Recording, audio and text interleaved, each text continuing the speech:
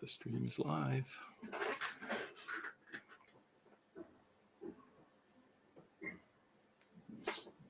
Hey, how's it going, everyone? Thank you for stopping by, checking out my YouTube, checking out our live. So I was almost going to default what I was saying. Shop Talk Live, along with my fellow co-hosts, Steve from Steve Makes Everything. Hi guys. Roger from Roger Shop, and Andy.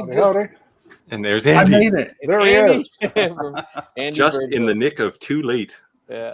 I know, right? I was like, I've been looking for the link for like 5 minutes. I'm like, I know I have it somewhere. So, Rick, you've got a bunch of messages. Hey, can you resend me the link? Oh, my bad. I was going to say, you know, you have friends, right? They're not on this call, but you have friends. Exactly, right? We have that group message too. You can just send that one. Oh yeah, you sent it directly to me. My bad. What's up, guys? How was the beach? It was good. It was good. Yeah, we went to Florida, visited my parents, and spent some time down there. So it was really good. So I have a question for you guys. We promise not to go crazy into politics, but I think this is worth mentioning that all these tariffs, they're going to directly affect business, wholesalers, distributors, which directly affects sales, right? Your profit, your bottom line. Today, I received like 4 emails from major suppliers that told me that, like, beware.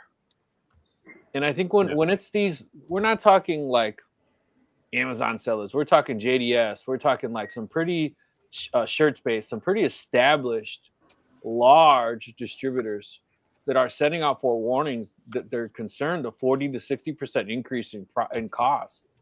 That's pretty crazy. Yeah, it depends where the stuff's coming from too, right? Like if it's coming from China, now it's double in price, right? Yeah, you know it is coming from China. A bulk of all, you know, the blanks, whether it be apparel, whether it be woodworking, you know, whether sublimation, all that blanks, you know. Yeah. So I was talking to Jim Hamilton, who joins us quite often on the stream today, and he said, "I think the tariffs are going to put me out of business." Oh wow! It's like all you can do is kind of hang in, right, and do what you can. Like so, the tariffs that you guys in China are fighting about doesn't bother us. So I can buy stuff from China without tariffs, but the you know, I'm stockpiling things I know I'm going to use over the next, say, 8 months. Yeah. So remember, we were laughing because you said in order for me to get that price on the coasters, I had to buy 550. Yeah. So Temu literally sent me a message. I have like a rep now, right? And I'm like, what the heck? Well, with a direct contact that says, if you need to order something you want to, you know, put in before these take place, please let us know and prioritize what you need and what you want if I win. And I was like, wow. And it's not, and it was actually like a person's email at Temu, you know what I mean? Or whatever. Like, okay. Yeah. I've been getting some of those from laser companies too. It's like, we got to get you something quick, even though it's like, there's no invoice, right? So, yeah, but I think it still gets hung up at the border, right? Yeah, they're worried it will. Tim said I already got emails from JDS. Yeah, I got the same thing. Matter of fact, JDS, I did a review for JDS on their laserable leather patches, and I wanted to do one of the things we did the lives on was say, you know, what are something you don't use, and that's why we're going to go Rotoboss. Speaking of, guys, I need after the live to get you guys' address for Rotoboss and for the hat clips. So the same address, or do you want 2 different addresses? Everyone's address, and then for Rotoboss, what laser you want to use it on, and then also what the pin configuration. You said 4 pin. How many pin it is? Oh, yeah. Okay. Yeah. So we'll get some and the hat clip guy. He said that we're gonna get stuff that he doesn't even have on their website yet. So very cool new stuff. So cool. Very cool. I'd be happy to help him out. He did some cool stuff. Yeah, and see, that was the thing too with JDS. I wanted to do the whole tumbler thing, so I thought pairing Rotoboss's new rotary and the tumblers. But again, we're talking now. A big part of the profit is in the actual item itself, right? You can't afford to sell a cup for $14.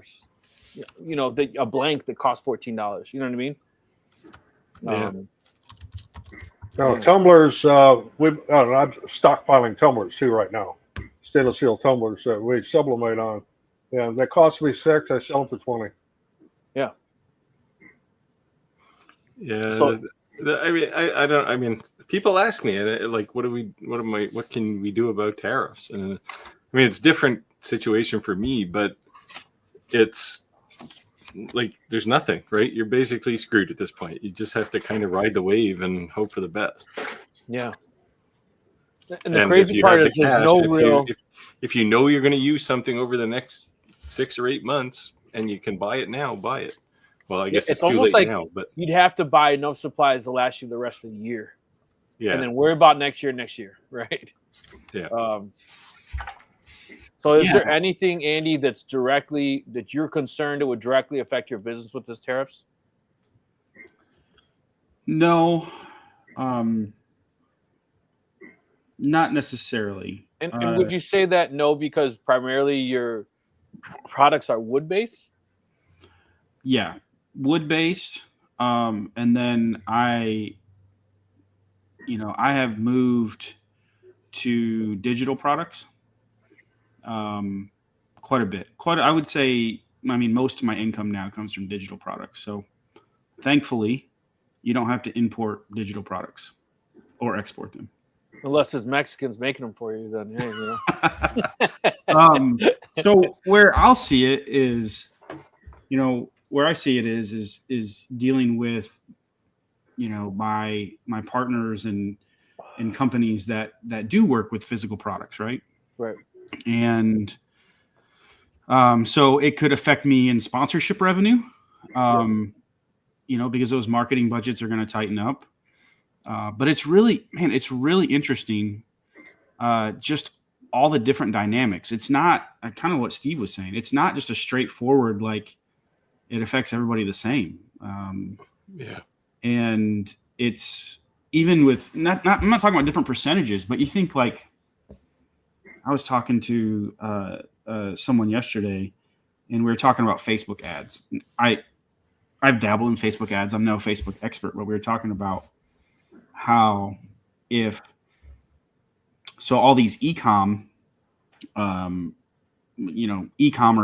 are going to get hammered, right? Yeah. Like with products. So, and they make up what he was saying is they make up a large portion of the ad spend for digital marketing. So does that actually, if their marketing budgets lessen and they're spending less money, do ads get cheaper for people that sell digital products? And so there's all these like negative sides, but there's going to be some people that win as well. Yeah. Of course, the argument could be made that ads get more expensive because they're trying to recover revenue, right? Yeah. They could, but that means they have to, because they're, bid based, that means they have to spend more money. Yeah. If I was to use Etsy as an example, they say that the biggest thing with Etsy is that, it's no longer a maker space, right? And you're competing with manufacturers now, with way cheaper labor, way cheaper overhead costs to be able to, blow us out the water. But if they had a 127% tariff, they're going to be more than us. Yeah, it might clean Etsy out a bit, right, and turn it back into the maker space. But the problem is the makers don't have the material either, right? Right. I was talking to one of the people at Xtool that I know, and I said, because they want to introduce 6 new products this year, right? And I said, like, is this going to impact you guys? And they're basically saying we're going to play wait and see. Like, they don't know. And I mean, like, if you look at the metal fab, right? I mean, that thing's north of like $10,000 when you buy the top end one. That means it's now $2,250, $22,500. That's, they're not going to sell a single one of them. Yeah, I mean, price, right? up to People will just wait. 126% increase in tariff. Like, that's insane. From like 26 to 36%. Yeah, I don't think it's over yet, though. Yeah, no, they're still going back and forth. Well, yeah, you got two sides saying we're not backing down. Yeah, right. playing chicken. So Yeah, Yeah, well, exactly. Yeah, No, I exactly. mean, You're I right. have an opinion on who's going to lose, but for a while, they're gonna game it, right? And We use a tremendous amount of 3D printer filament, and most of it comes from China. Although yeah, there is a company in the United States that makes it. yeah, there could be more So companies soon. what is your cost savings, Roger, overseas versus stateside? Stateside, it's I think about $17 a kilogram, and I buy it from Sunlu for like $10 a kilogram. So it's a And decent savings. So yeah, Bamboo Labs is a little bit higher than that, but they have RFID on their.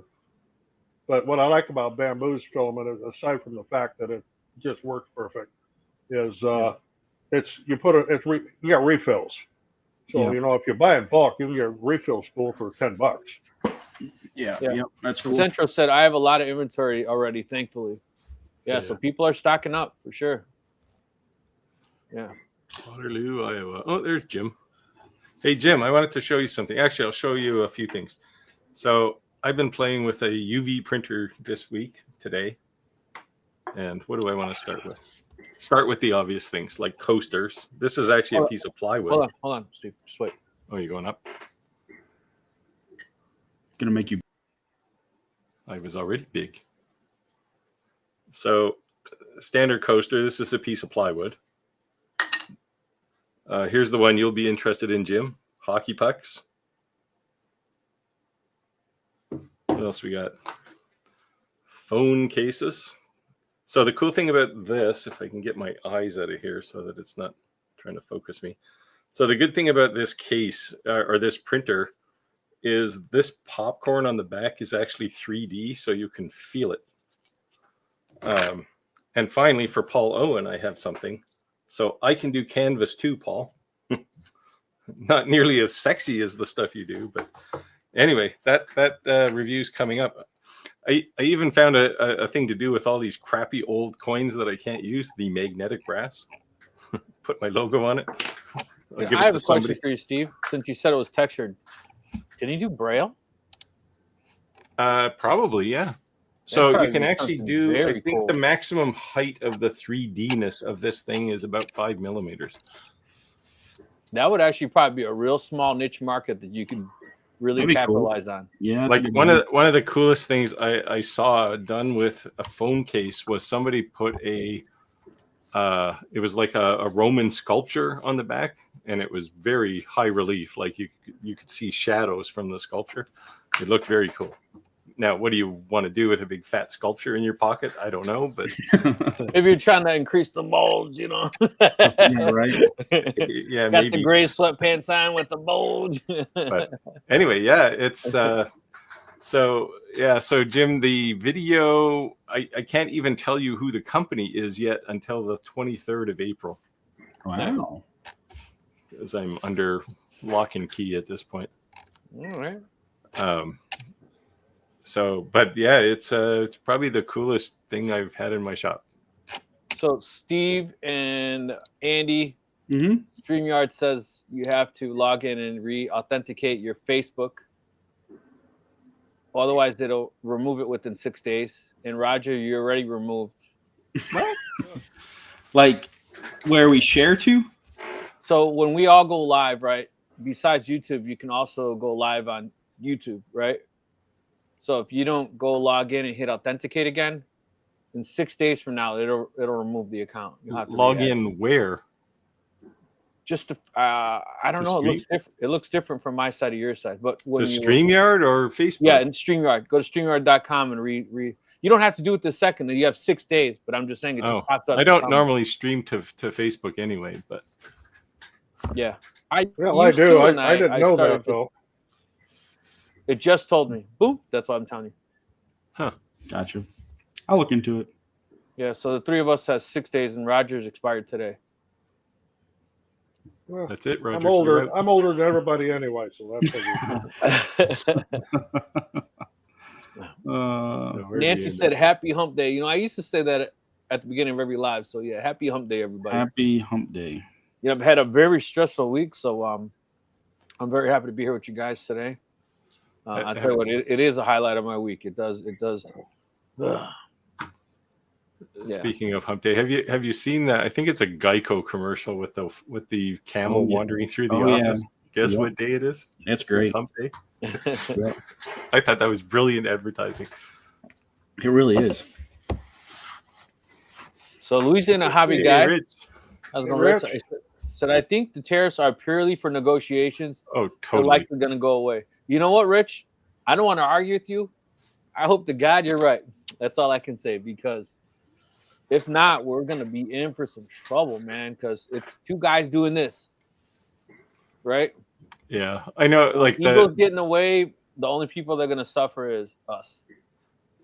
So the 90-day pause on tariffs that happened today didn't happen to us in Canada, and to Rich's argument, they want to renegotiate just in part because we've got like the second biggest oil reserve in the world, right? And gold and silver and copper and nickel and water, which is the big one, I think. So yeah. Anyway, stupid politicians. None of them should be able to run the world.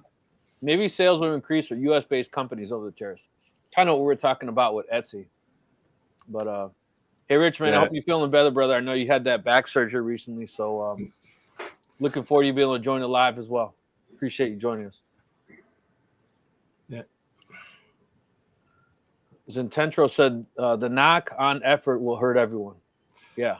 Knock on. Yeah, it's not good. Tariffs are never good. Yeah, like I said, who's really going to hurt is the little guy. We all live. What do they say? Most of us are only one check away from devastation, right? So hopefully we just push through this. Fingers crossed. Yeah. Bamboo already raised their prices on most of their products. Listen, did I say that right? Bamboo. I haven't looked to see if they've done anything on their filament yet, because I just got a shipment here not too long ago, so pretty well stocked up for right now. Yeah. So Tim is mocking my choice of logo for my hockey puck there. It's just it's one of 4 I had handy, and that happened to be the one. You said you don't play hockey anyways, and that was very I don't play hockey. I thought it was like all Canadians. It's like you got to play hockey. It was like you're born with a hockey stick. Yeah, I might have been born with a hockey stick, but I don't have it anymore. There's rebels in every group. When I went to grade school in Canada, and they literally at recess played hockey outside, and everyone brought skates, I was like, so this is not like a stereotype. This is legit real. I was like, Ma, I need skates. Yeah, it is one of those things that parents tend to do to their kids here. Yeah, sometimes stereotypes are real. For a reason, yeah. Paul, there is no artistic issue with this canvas I did. I literally took a picture out of my photo album and stuck it on the printer and said go. Nice. And 5 minutes later came back and I had that picture. So. It still blows my mind. So this thing can literally print on anything, and I think that's very just cool. Awesome. So what's the UV laser? I think that the one you can talk about, maybe the first one that you used. Oh, that was DTF. That's a DTF. That's ink, like an inkjet. I thought there was a UV. Oh, I have a UV laser. I have a laser com marker. Jim Hamilton, who just popped up here, has one too. Okay, that was a UV laser. Yes. Okay. Now this is a UV 3D printer, and I can't tell you, Tim. I didn't know such thing existed. It is it's a currently unannounced product. He's going to talk, and we're going to do that where it's definitely ready for the market. Like pixelates his lips so you can't read them. Yeah, well, yeah. I'll I wonder if I can pixelate in. It's going to sound like those guys in the cop shows. So this I didn't use anything for color. Like it's a ink emulsion process. This stuff it just prints in color. It's just a printer, but instead of paper, you can print on anything. This stuff, the technology it's advancing too rapidly for me. I can't keep up. Now I will say the rotary tool for this thing is the absolute coolest rotary tool I've ever seen. So What's the name of it again? I'll say this, that the bulk of any company selling DTF, DTG, UV is basically a Frankenstein Epson printer, right? Whether it be Epson print heads, Epson print boards. And I was really surprised that Epson was so reserved. And then at some point, there was some real big class action lawsuits on like two of the top distributors in the United States. They got sued from Epson for using their print heads, they started locking down their print heads in encoding so that you couldn't use it not on an Epson printer. And the reason I brought this up is because now you're seeing Epson coming out with UV printers, DTF printers. They've had DTG printers forever. But I think UV though is mostly Roland makes the heads for those things. I don't know if it's Epson. I mean, maybe they do, but I was looking at some microscope views of UV print heads, and they're just amazing. Like they're hyper precision. Just like there's a million jets in them, right? So it's just mind boggling. What did you The nice thing is it doesn't look like if you don't clean the heads on a UV printer every 10 minutes, the things won't clog up. So Prayer of Jesus said, "Are you ready for spring break?" We did ours last week. Yeah, ours was last week as well. So based on your every day is spring break for me. So based on your page, your name, I thought maybe you'd like that. That's cool. I think I showed this last week, right? Yeah. Yeah. It looks a little darker. Did you do another one? Oh, I did a ton of them. Oh. Are you selling those? Yeah, $35. Sweet. $35 each, or $25 for two or more. And that's just like 1/4-inch plywood or something? Yep. Nice. Yeah. Nice. Yeah, Easter's coming up. Yeah. Good time. Crazy how fast the time is going. Yeah. Evening all. So since you brought up Easter, I'm just wondering, is anyone going to be making any new items or specialty items or seasonal items for Easter, so to speak? Well, I made a layered laser cut rabbit for my great granddaughter's Easter basket, but that's about it. I'm not doing anything for market. Steve, this is for you. My kids are in their 30s, so they're beyond the chocolate Easter bunny. So, Jim, acrylic engraving. My settings, my clear acrylic settings, did nothing for him. So why are they different? Well, so acrylic especially, and both that combined with the UV, the settings are going to be very, very specific to not only the type of material, but the manufacturer of the material as well. A clear acrylic especially, but acrylic in general is, with a UV laser, as you've found out the painful way, settings are critical. And if you can change manufacturers, it looks like two pieces of clear acrylic, but you'll get very different settings sometimes. Yeah, well, even what Roger would say all the time is when it comes to plastics, manufacturers, the biggest thing is consistency, right? You're going to be careful with acrylic, whether you've got cast or extruded, because that makes a difference. Yeah. Now, Jim notes here that his feels like it's raised. Yeah, that's actually kind of how you want it. It doesn't. You don't want it to deep engrave because it'll go into the center of the acrylic, and you'll get these weird things where some of the letters are on top and some are in the middle and some are on the bottom of the acrylic. So if you have the settings right, it does feel like it's raised a bit. But I think that whenever you share your settings, if someone is using somebody else's settings, it's a good place to start. But yeah, even the same machine, same material, machines are calibrated slightly different. It may not be on the money, so to speak, right? Yeah.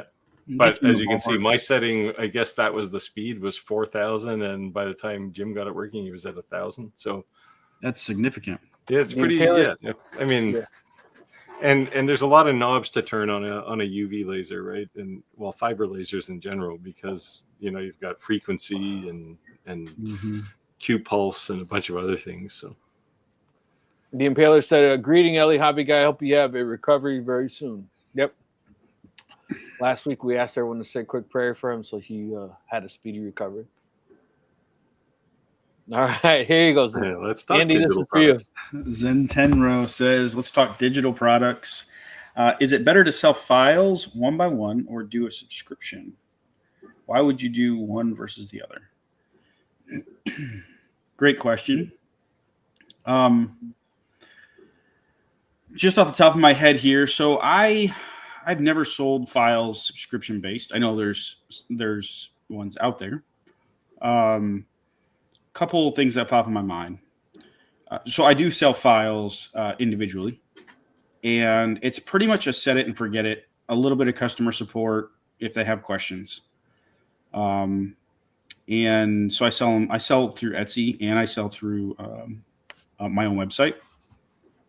One thing I have learned is I actually had to shut Etsy off, like for files. If you're not prepared to support people that don't have any experience, don't sell on Etsy. Because what I've realized is a lot of people will pay $5 for a download and not have a clue what's going on. So the time I was spending supporting a $5 purchase wasn't worth it. Now I've got a little more time now, and I've got some help with support, so that's different. But keep that in mind. With people coming through my website, usually coming through YouTube or search or something like that, so they're a little more intentional, right? But subscription-based, the interesting thing, let's talk about subscriptions in general, is one thing that a lot of people overlook is that subscriptions they're typically, they're recurring revenue, but the nature of them is you need to keep investing in them if you want to keep people around. Yeah. Yeah. And that is a lot of work. So they call it churn, which is your percentage of people that you lose every month. So let's say you have a 20% churn every month. That means you're losing 20% of your subscriptions, and you need to be adding more than 20% in order to grow that.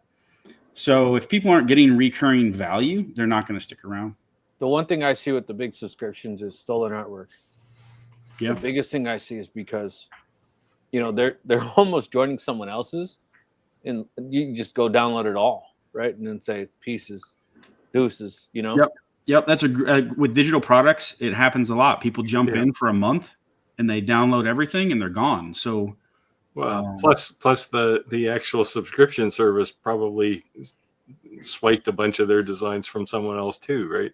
Yep. Like you see the Instagram ads all the time, like 1 million downloads or 1 million designs, and it's like, yeah, but that design is also the same design as this guy over here. And yep. Yeah, let's. I think it's at that point you don't control the license, right? So if you make something, then the person who actually designed it can sue that guy plus you, right, for selling something with their license. Absolutely. One thing to look out for too is there's a lot of, with laser it's a little bit different, not a lot, but there's a lot of people selling SVGs out there. Yeah, and this is where it kind of gets gray, right? Like, one, where are they sourcing them from? But two, if they're selling just like SVGs, I don't know. So every one of them, I'm in the CNC router world. I only sell those files, and every file that I sell comes with a Carbide Create file with toolpaths set up, and Vectric files with Vectric. It's a .c2d for Carbide Create and a .crv file for Vectric, and all the toolpaths are set up. So it's not just vectors. Now, what you do have to do is you have to adjust your own settings, but the toolpaths are set up for you. So yeah, you would really have to do that with CNC. Karen said, "Will Bryce Leatherwood be live on here?" Who's that? I have no idea. I've heard this name already, just today or yesterday. Not sure who he is. Never heard Another of him. YouTuber. Let me have a look here.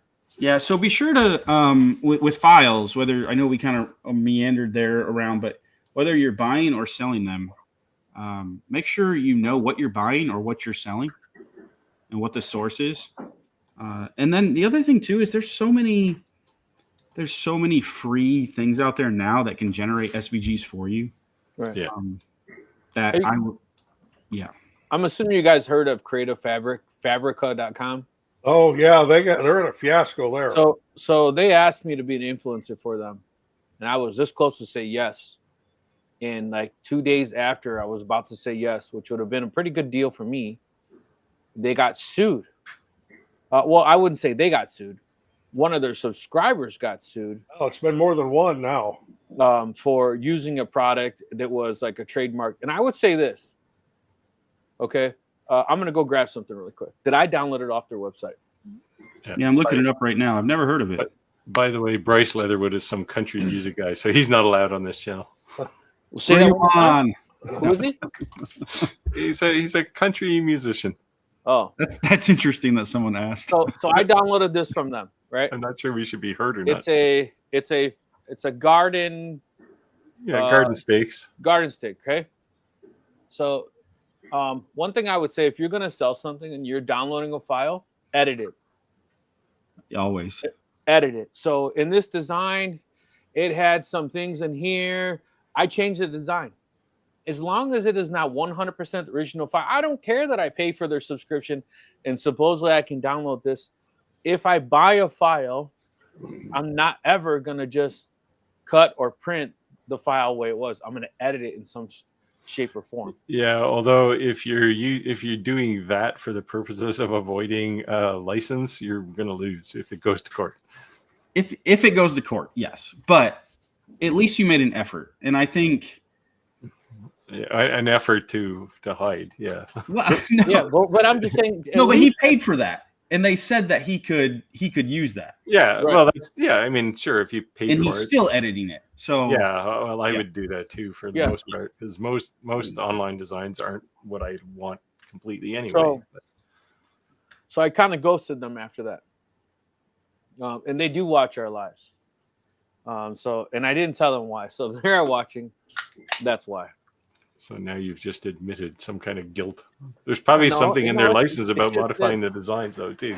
No, it's just that, you know what, honestly, I don't always make decisions and it's not good business sense, so to speak. I don't always make financial decisions that are going to better me.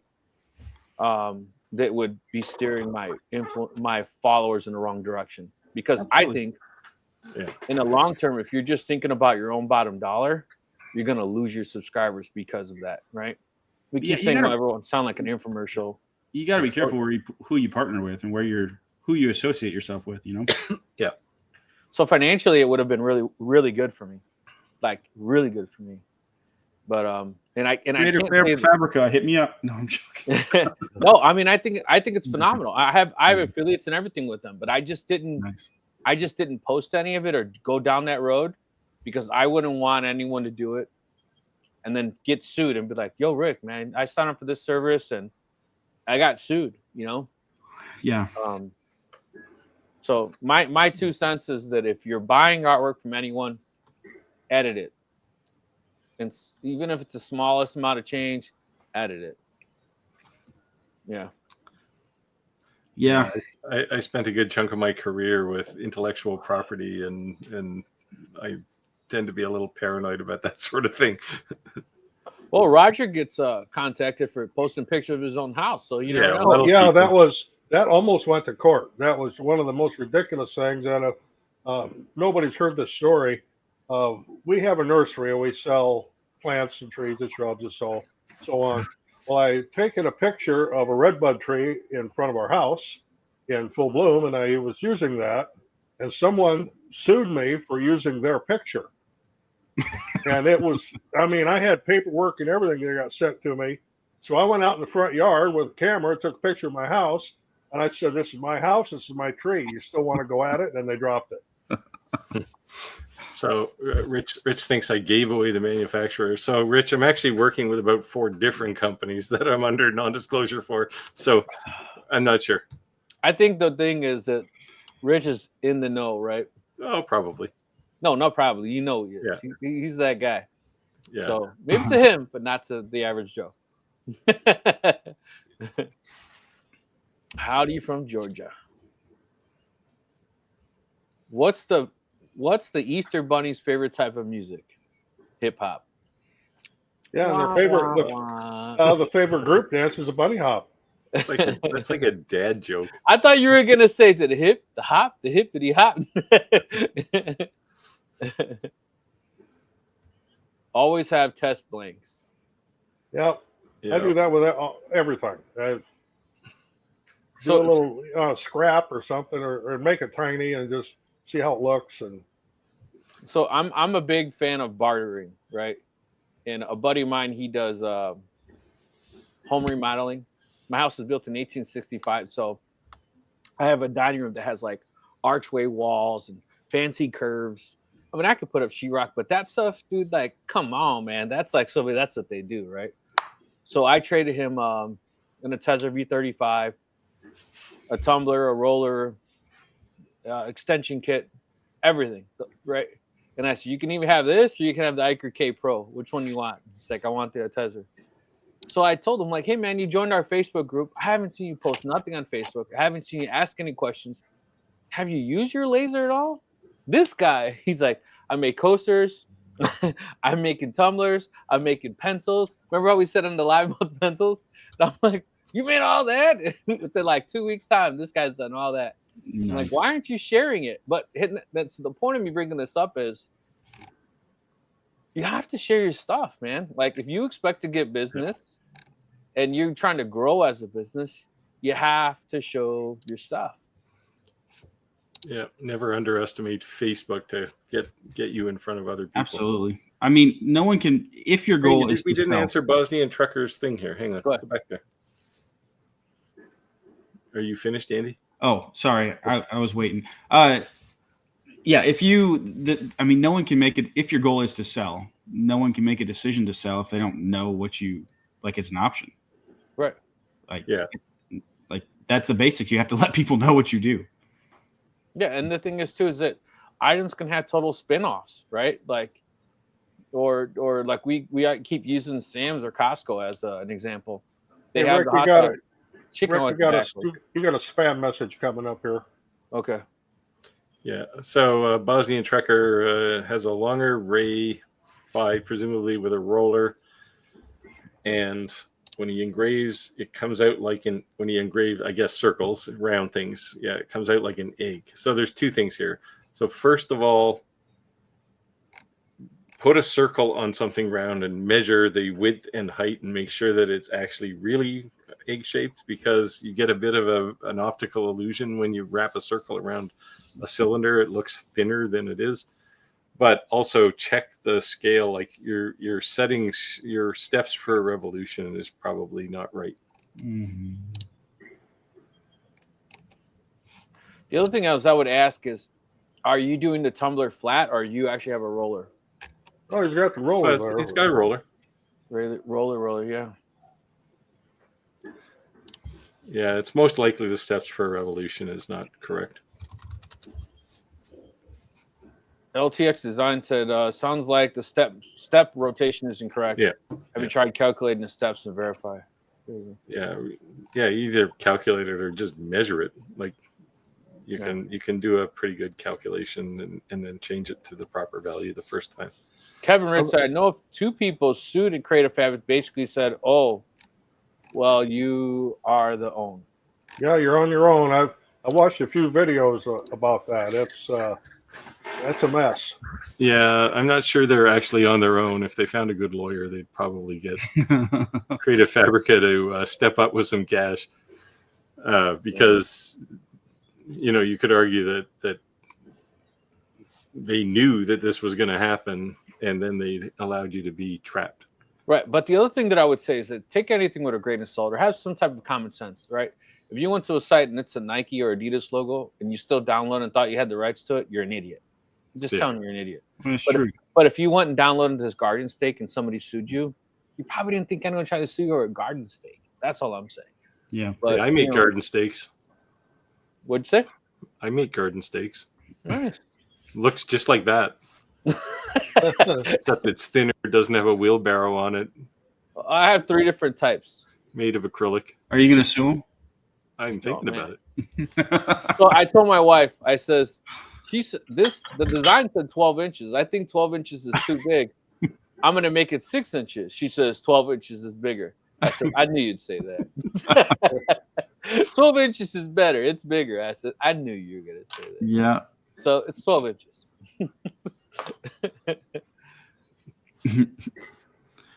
When buying art, I'm sorry, ATX Woodcraft said when buying files for the Ender watch 3. of bamboo only files, I loaded one by accident. My printer almost slung the plate off.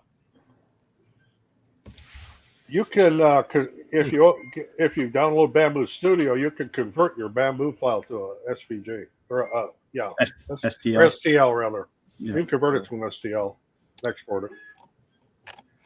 John said payment does not require identification, unfortunately. Indemnification. Yeah. Yeah. Yeah, exactly. they're basically in their license agreement. They're undoubtedly saying you're on your own, right? Yeah, I've even seen Read that fine print that everybody just clicks through. Yeah, I've even seen on Etsy, like legit logos, like for sale. Like, dude, I don't know. Yeah. Well, there's some companies are worse than others, right? Like you definitely don't want to touch anything from Disney. Oh yeah, or Harley Davidson. Harley Davidson. Yeah, I did a Harley Davidson sign. They didn't bother me, but I'm not selling them. So Yeah, I've heard of people getting sued from Harley Davidson. Yeah. Yeah, I think it depends on your use of their logo, right? Yeah. Like but Disney's the same way. Yeah. Well, Disney, they're a little neurotic. They'll sue you just for no good reason. But so I got a cease and desist letter from Ziploc. Who makes Ziploc? It's one of those conglomerates. Johnson & Johnson, isn't it? Yeah, Johnson & Johnson.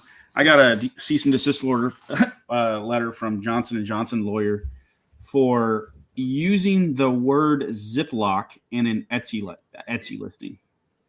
So were you selling a file, like an outline of it or something? No, we were selling this Ziploc. Can I even say it now? I'm probably going to get the letter again. This plastic bag organizer. And I used the word Ziploc bag in the description. You can say resealable bag. Yep. And they said that Ziploc is a registered trademark and I'm not allowed to use it. And so, they drug me through all this stuff and, they threaten you and all the lawyer stuff and made me sign a letter saying this and that. And if not, then, they'd sue me. But yeah, just for using the word Ziploc. No pictures, no nothing. So yeah, because if you look carefully, every time they use that word, there's a little TM down in the corner, right? There is, yep. And even though we call them, they're known as Ziploc bags. Yeah, that's a generic term. It's like Band-Aid or Kleenex. Yeah. Xerox. Yeah. I can't help you did such a good job with your branding that. So, funny story that, before I was a TCOM major or before I became a lineman, I was a CIS major writing COBOL. And as my first credit card was a Visa credit card through Target. And in my email that I got for my credit card, it said, do I want to sign up for an e-statement? And what's crazy was the company I worked for invented e-statement. So I went to the owner of the company and said, look what I got from Target. And he says, all right, Ramirez, we just paid your bill. But I was a kid, right? What was my credit limit? $800? And they sued Target for millions and millions of dollars for writing their email e-statement. They owned the name e-statement. Yeah. So anytime they invented, you guys are such a litigious society. Yeah. So they invented how you make payment through the internet or whatever. So I'm sure there's loopholes now. But whenever you would basically pay something, they were getting some kind of percentage. You probably noticed around Super Bowl time, the radio stations will be advertising, things for bars and stuff, and everybody's advertising for the big game because you can't say Super Bowl. The big trademark. Yep. Bass Pro. Zincento said Bass Pro Shop is aggressive with their IP. Just let everybody know. I don't know what that means. What do you mean about their IP? Intellectual property. So all their trademark and copyright stuff. It sounds like there's a story here. Yeah, that's what you're talking about. Yep. Yeah, the Mickey Mouse police. You don't want them on your case. Yeah. I made a mouse pad for our neighbor as a gift, as a birthday gift, and I put mouse pad on it, and I put Minnie Mouse on it. You know, she says, "Well, you know, we know people like buy those." I said, "No, I can't do that. I made this as a gift for you. That's it." Right. Yep. Yeah. You know, the interesting thing is, so last year I went to the Big E, which is a massive exposition show up in New England. It's in Massachusetts. And I went and visited some friends and some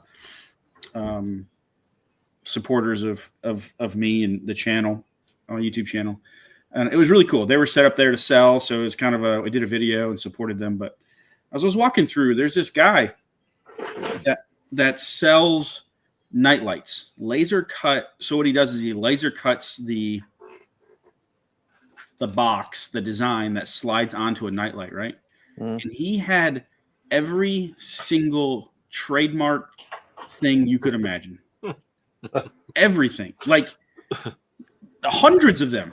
Like, he was not playing it safe at all. And so I was asking people about that, and he's like, yeah, he does it every year.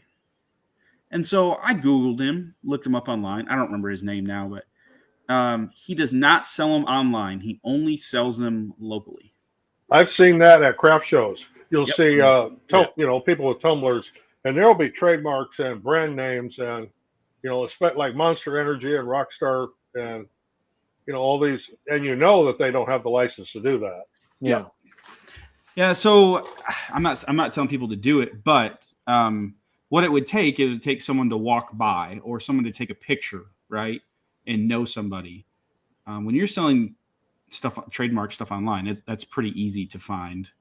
But yeah, he's been the people that have been going there for years says, yeah, he's here every year. And this show, like this exposition show, craft show, has like 2 million people go to it every year. So this isn't like 10 people.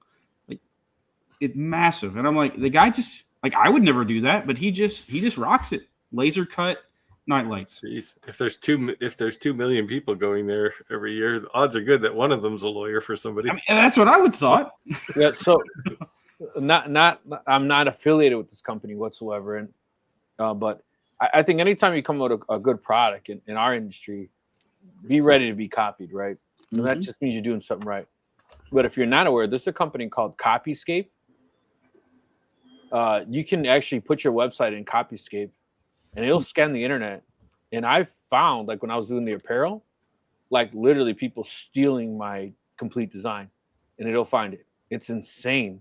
That's interesting. I've never heard of that. T-shirts especially, right? Because it's just so easy to lift them. Yeah. And that's why, like, I kind of hated Etsy at some points, because they make you upload these high resolution pictures. And it's like, dude, it's an apparel. Like, they can literally just click the image and print, DTF, and, like, come on, man. But Copyscape was actually pretty cool, because it able to find like 5 different companies literally ripping off my design. And when I mean ripping off, like, didn't even bother to change anything. Just, imperfections and all, like, they literally just copied and pasted. It was like maybe a glare, because I intentionally tried to, like, make it good, but make it, like, you know what I mean? You don't want to just but yeah. That's how it is. Yeah, and Zincento said, this is another crazy thing to bring up. Companies use bots, use DMCA takedowns. So ChatGTP now has a built-in legal option. So you can tell ChatGTP to do cease and desist, help with trademarks, LLCs, all that. All now with ChatGTP for free. That's pretty cool. Nice. Yeah, I was laughing at an upcoming comment down here. You want to take this one? Sure, I can take this one. Fred says, I use Carbide Motion to communicate with my Shapeoko Pro. I use the bit setter to do bit changes. I hit the button in the software, change the bit, and the software sets the new Z height. When I confirm the new Z, the spindle moves to the project starting point. How do I set the minimum Z height the spindle raises to after Z is set? I want 2 inches so the spindle will not hit my clamps when it moves the project working. Yeah, so in the job setup, there is a safe Z retract height that you can set.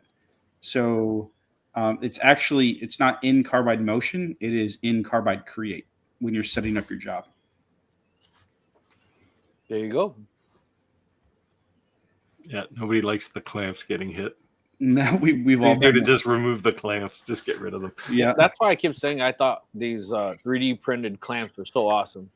yeah. Because the fact if you just hit them, just run through them, who cares? That you reprint them and it didn't damage the bit. I thought that's pretty slick.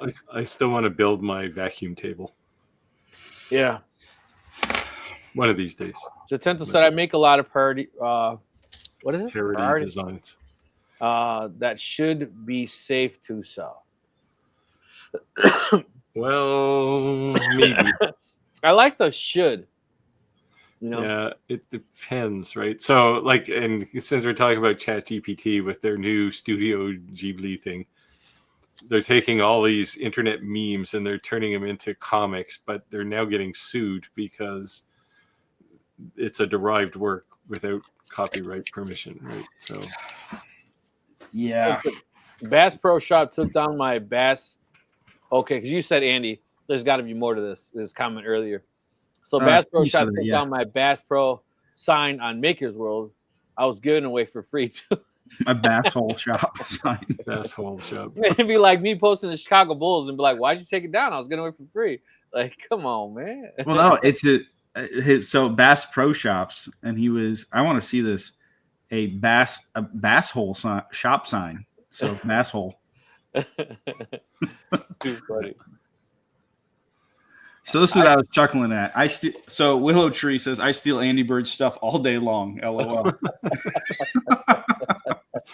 So here's the thing. In the world that in the business that I'm in, anything that I put on the internet, files, whatever, if you buy it from me, if it's free, make that project, sell it, modify that file to how you want it, sell the product, because that's what I teach, right?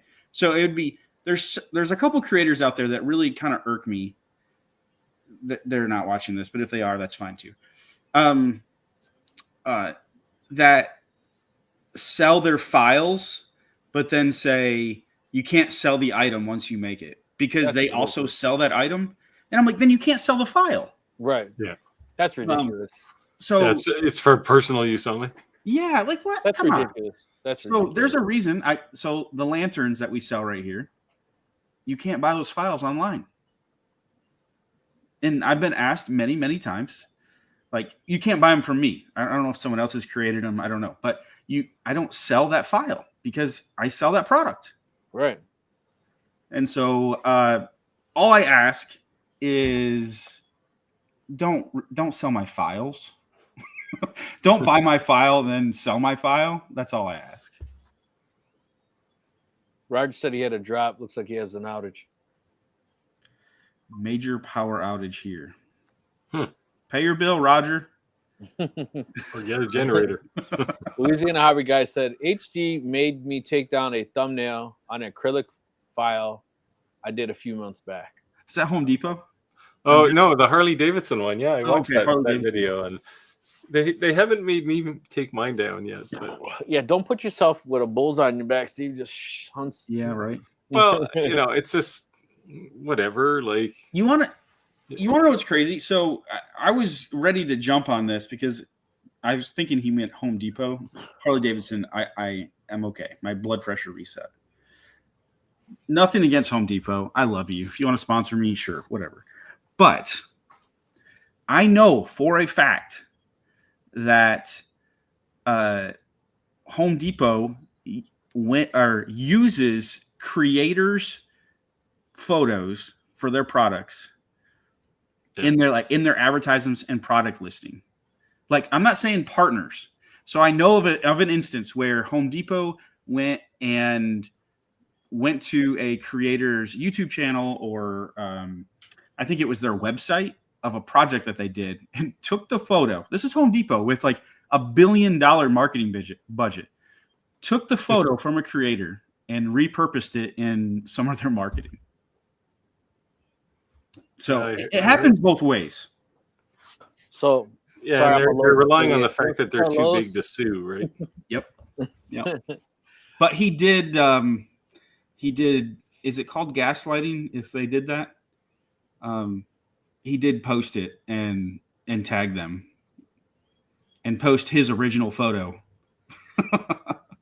That's hilarious. Yeah, That's hilarious. Yeah. You know, out of that, like, hey, look, man, obviously you like my content. What's up, man? Can I be an affiliate for you? Yeah, You know, like, reach out to me, pay sign me. Like, maybe pay me. You know, if you're going to use my stuff. Yeah. I know you can afford it. So Willow Tree says, since he's Canadian, he has dibs on the maple leaf. Well, I don't know. I like to use the maple leaf too. So The is that maple leaf- free to use? This is the. Is Do there you like have a a maple Canadian leaf trademark on lantern, Andy? What's Is there that? like a Canadian trademark on the maple leaf? No, I think it's public domain. We have them. There's a million of them on every tree. So, I do have you a have a maple maple leaf leaf lantern, Andy? I do. It's actually Oh, one of there you my. go. It's actually the original one that started it all. So I think Willow Tree is about to sue you for misuse of a national symbol or something. Yeah. So this brings up a cool point, though. I think this would be helpful to somebody. So with the lanterns, the designs in the sides, there's different ones, and we learned a couple tricks there to get the light to shine through. We spent a ton of time figuring that stuff out.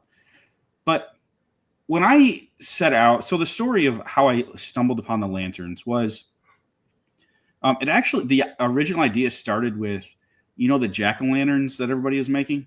Yep. And I'm a firm believer, like, don't make what everybody else is making and sell it online. If you want to sell it locally, that's different. Right. But don't make jack-o'-lanterns and try to sell them on Etsy. There's hundreds of them. Yeah. So, but anyway, so I was thinking, like, what can I do differently? And that was the original. Like, I went through a bunch of different prototypes and different things. But the reason I share this is I wanted to create something unique that people wouldn't be able to duplicate easily. And you know what is not easily to duplicate? It would be for you guys, but box joints on a laser, because of the kerf offsets. To get like nice fitting, fitting joints, it's really finicky, and it's kind of like what you were talking about with settings on your UV laser. It's different with every material and every laser, and it takes a lot of trial and error to figure out those. Not a lot. I mean, you could figure it out in a day if you knew what you were doing, but a lot of trial and error to get that fit just right to be able to reproduce it. You're talking about like a finger joint or like a dovetail of some sort. No, I'm just talking about snap together, like finger joints, box joints. Yeah. Where they're not too tight or not too loose. Well, that's actually really not that hard to do on a laser. It's not. Now, if you're working with like 1 inch thick material, then it gets very difficult. Because of the angle of your laser, right? Yeah, well, the thickness Laser of it, beam, just yeah. by the time you get through the bottom, it's going to be charred anyway. So. Yeah, but it's not super difficult, but it can be challenging and very finicky to get them just right. Have you seen boxes.py? Man, it'll do that for you. No, I use them. Yeah. But it doesn't just spit it out exactly, though, because every laser's a little bit different. Right. Well, yes. So that's the thing. You can't give that design to somebody else and have it magically work usually. Yep. You can get away with it a bit, but yeah. So there's a difference. What I've realized with finger joints is there's a difference between concept and in execution. If you try to execute it consistently, It's a whole lot different than just being like, oh, I made finger joints and smashed them together and it worked one time. But when you're making thousands of something and you're assembling them, it's important that they're The one because thing I if they're noticed too loose, you have to glue them. Yeah. If they're too tight, they don't go together. The one thing I noticed is I always use really thick material. When I started making these, I was doing this 1/4 inch, is they have like this string, Yeah. right?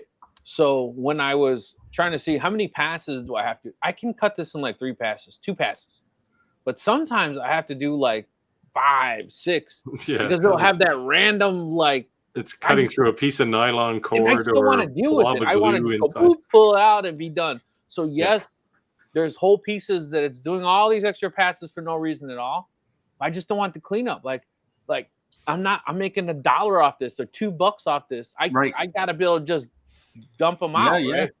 You know what's and the other interesting thing is when you put a light behind something and you don't want light leakage at that joint. You know, like because if you have bad fitting joints, next thing you know, you have light shining through. Yeah, that looks horrible. It looks horrible. Looks tacky. Yeah. But how do you deal with like changes in humidity and stuff? It's not so bad with plywood, but I would say a thicker wood. Like where I live, the humidity in the wintertime is about 30%. In the summertime, well, from this time of year till October, it's 100%. Yeah, but on 1/4 inch plywood, you're really not seeing that. Now, if it's you'd be surprised how much it moves. You think so? Well, we're talking fractions of millimeters here to get it fit. Yeah, I mean, you're talking just a little bit, right? Yeah, like one rainy day and that thing splits, or in the wintertime it falls apart. Yeah. Chris says, "What's your thinking on the new alt mill?" I disappointedly, and I say disappointed, not you guys know Cutting It Close. He did a video on the alt mill versus One Infinity. And I'm friends with him. He's never been on it live, but I talked to him a lot on Facebook. And the one thing he said is the Onefinity, the fact that the Onefinity comes with a stiffening kit means it should come with it. Why do you sell a product that's supposed to stiffen something? Why isn't it stiff when you buy it? And I was kind of like, man. I was like, that's messed up. He's actually right. Like, if you're saying that, hey, you should buy this because it stiffens it, then you're seeing stuff. Steve, but I'm on the fence with that because I tried. So my original Onefinity had the stiffy, and it whether it was on or off didn't really make a whole lot of difference. I tried it, and I wasn't sure if it was just good marketing or whether it was actually necessary. I think it depends what you're cutting. Like if you're cutting through a piece of like burl elm or something, yeah, it might flex the bar a bit, but so I ordered just cutting plywood, you're fine. I ordered and I went back and forth between the Onefinity and the alt mill, right? And then my whole thing was the alt mill was a decent value in savings. And I thought the reason the saving was because a new kid on the block, they're still making a name for themselves. But the one thing I've seen consistently in any type of reviews was glitches. Not huge things, but just small little things. And for someone like Andy, I would say, or somebody maybe even like you, Steve, who's been using the CNC a long time, and when those glitches happen, you might just feel like, oh, it's just being stupid or whatever, and you reboot it. But if someone's just starting off a CNC, they may beat their head against the wall for 2 days because they don't realize you didn't do anything wrong. It's just the CNC glitching. No, you're talking about electrical glitching, like electrical noise, software issues, just so on the Elite, no, not an Elite. I'm talking the alt mill. Oh, that's why he didn't go with the alt mill. Right. That's the only reason I didn't go with the alt mill. The alt mill seemed like a solid build, a decent savings, but it was still kind of glitchy because they were still working on some bugs. There was still some bugs they're working through. Not say it wasn't solid, and everyone was saying like a year from now it could be like the number one. Because like they were saying, the Onefinity, the whole idea is like when you look at any type of commercial grade CNC, they're all like I-beam style structures, right? And you look at the Onefinity, they're like tubes, and tubes tend to have a flex. right? So that's probably why. So just so you know, those tubes don't flex. Okay. Because Because it's a 2-inch precision rod. Yeah, I just saw, and then again, mine hasn't shut up, so I haven't seen it for myself. But I just saw the cutting close. He literally took the alt mill. He took in the same exact spindle, and at the bottom he pulled it. And Yeah. and on the One Infinity, it moved like a little over a 1/4 inch. He could flex it. There's something wrong there. There's And something the alt wrong mill there. couldn't move it at all. You won't move mine. No, that's what I'm saying. And again, I'm going off based on somebody else's videos. He seems pretty reputable, but I haven't seen it. And again, anything that's mass produced, there could be an issue with the machine or there is no way a Onefinity, if it's set up properly, is going to flex a 1/4 inch. Yeah, like mine, you won't flex it at all. Like you won't. I mean, I guess it's probably moving some fraction of a millimeter, but you won't see it. You won't feel it. So, Steve, I hope that you're right. I'll shoot a video and I'll flex the crap out of the thing and send it to you, and you'll see. Let's do it. So Andy, do you know what controller the alt mill uses? Do they use their own?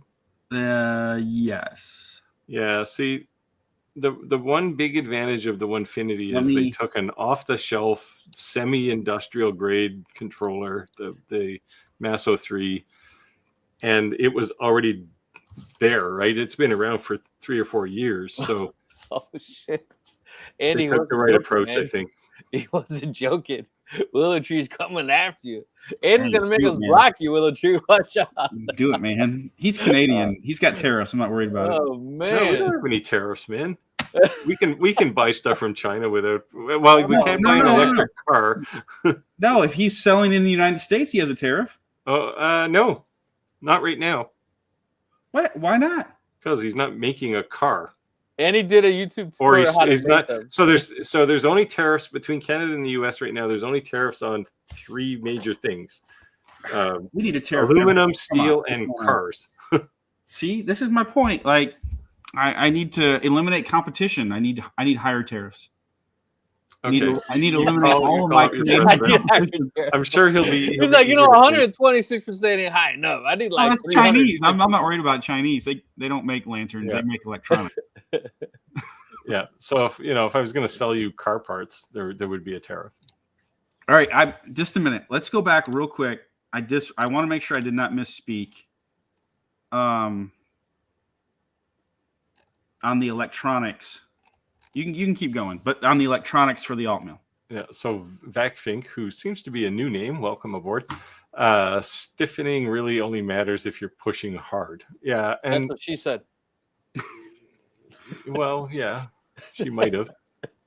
Yeah. Well, you're going to have a heavy spindle, so having the stiffy there is probably good for that reason only. But I don't think you're going to flex it anyway. At least nothing that's going to make a difference. Yeah, and you have a spindle, not a router, but yeah. I have a spindle. I have basically the same kind of spindle you have, and I don't know if I don't even recall if I have a stiffy on mine or not. Jeez, that's terrible. I can't remember things that I look at every day. But I did definitely have the stiffy on my original Onefinity. Now the original Onefinity has smaller rods, right? This thing has like 2.5-inch rods, so it's not going to flex much. So I know they watch our podcast because when I emailed them, they mentioned something. I was going back and forth. So I'm not trying to be a pest or a thorn in their side, but I am concerned with all these tariffs, man. And I emailed them once before, and they just sent me a URL to their website, like 12 to 14 weeks. But I think I want to email them again, like, hey, what happens come? You're gonna hit me with a $3,600 tariff to come in. What happens? Well, you've already paid for it. Okay, so that's how it works. If I already paid for it, they can't hit me with it. Well, who knows what border security people can do, but like I still have a Commark or Titan sitting trapped in limbo somewhere. Yeah. Speaking of, we remember I have a lawnmower, the robotic lawnmower, sitting in customs right now. Yeah, are they giving you a hard time? No, I guess the manufacturer is going to pay the fee. They're trying to square up with them. They don't expect me to pay it. They contact me and said, they're gonna take care of it. All right. Yeah, So I usually get them to pay my custom stuff. pay your All right. So I'm going back here. I did some research because last time I misspoke when I got asked the questions about alt mill. This time I am not going to misspeak. So I went to their website and it says it has the SLB EXT controller. Okay. What does that mean? I don't know So what that is. I Googled it. The made by alt mill? SLB EXT is stands for super long board EXT. So They probably make it in Mexico. no, they designed it and make it. It was a joke. Super long board. So that's what it's their own electronics. Proprietary. Yeah. Which, I mean, conceptually, there's nothing wrong with that. It's the fact that they got to write their own software then.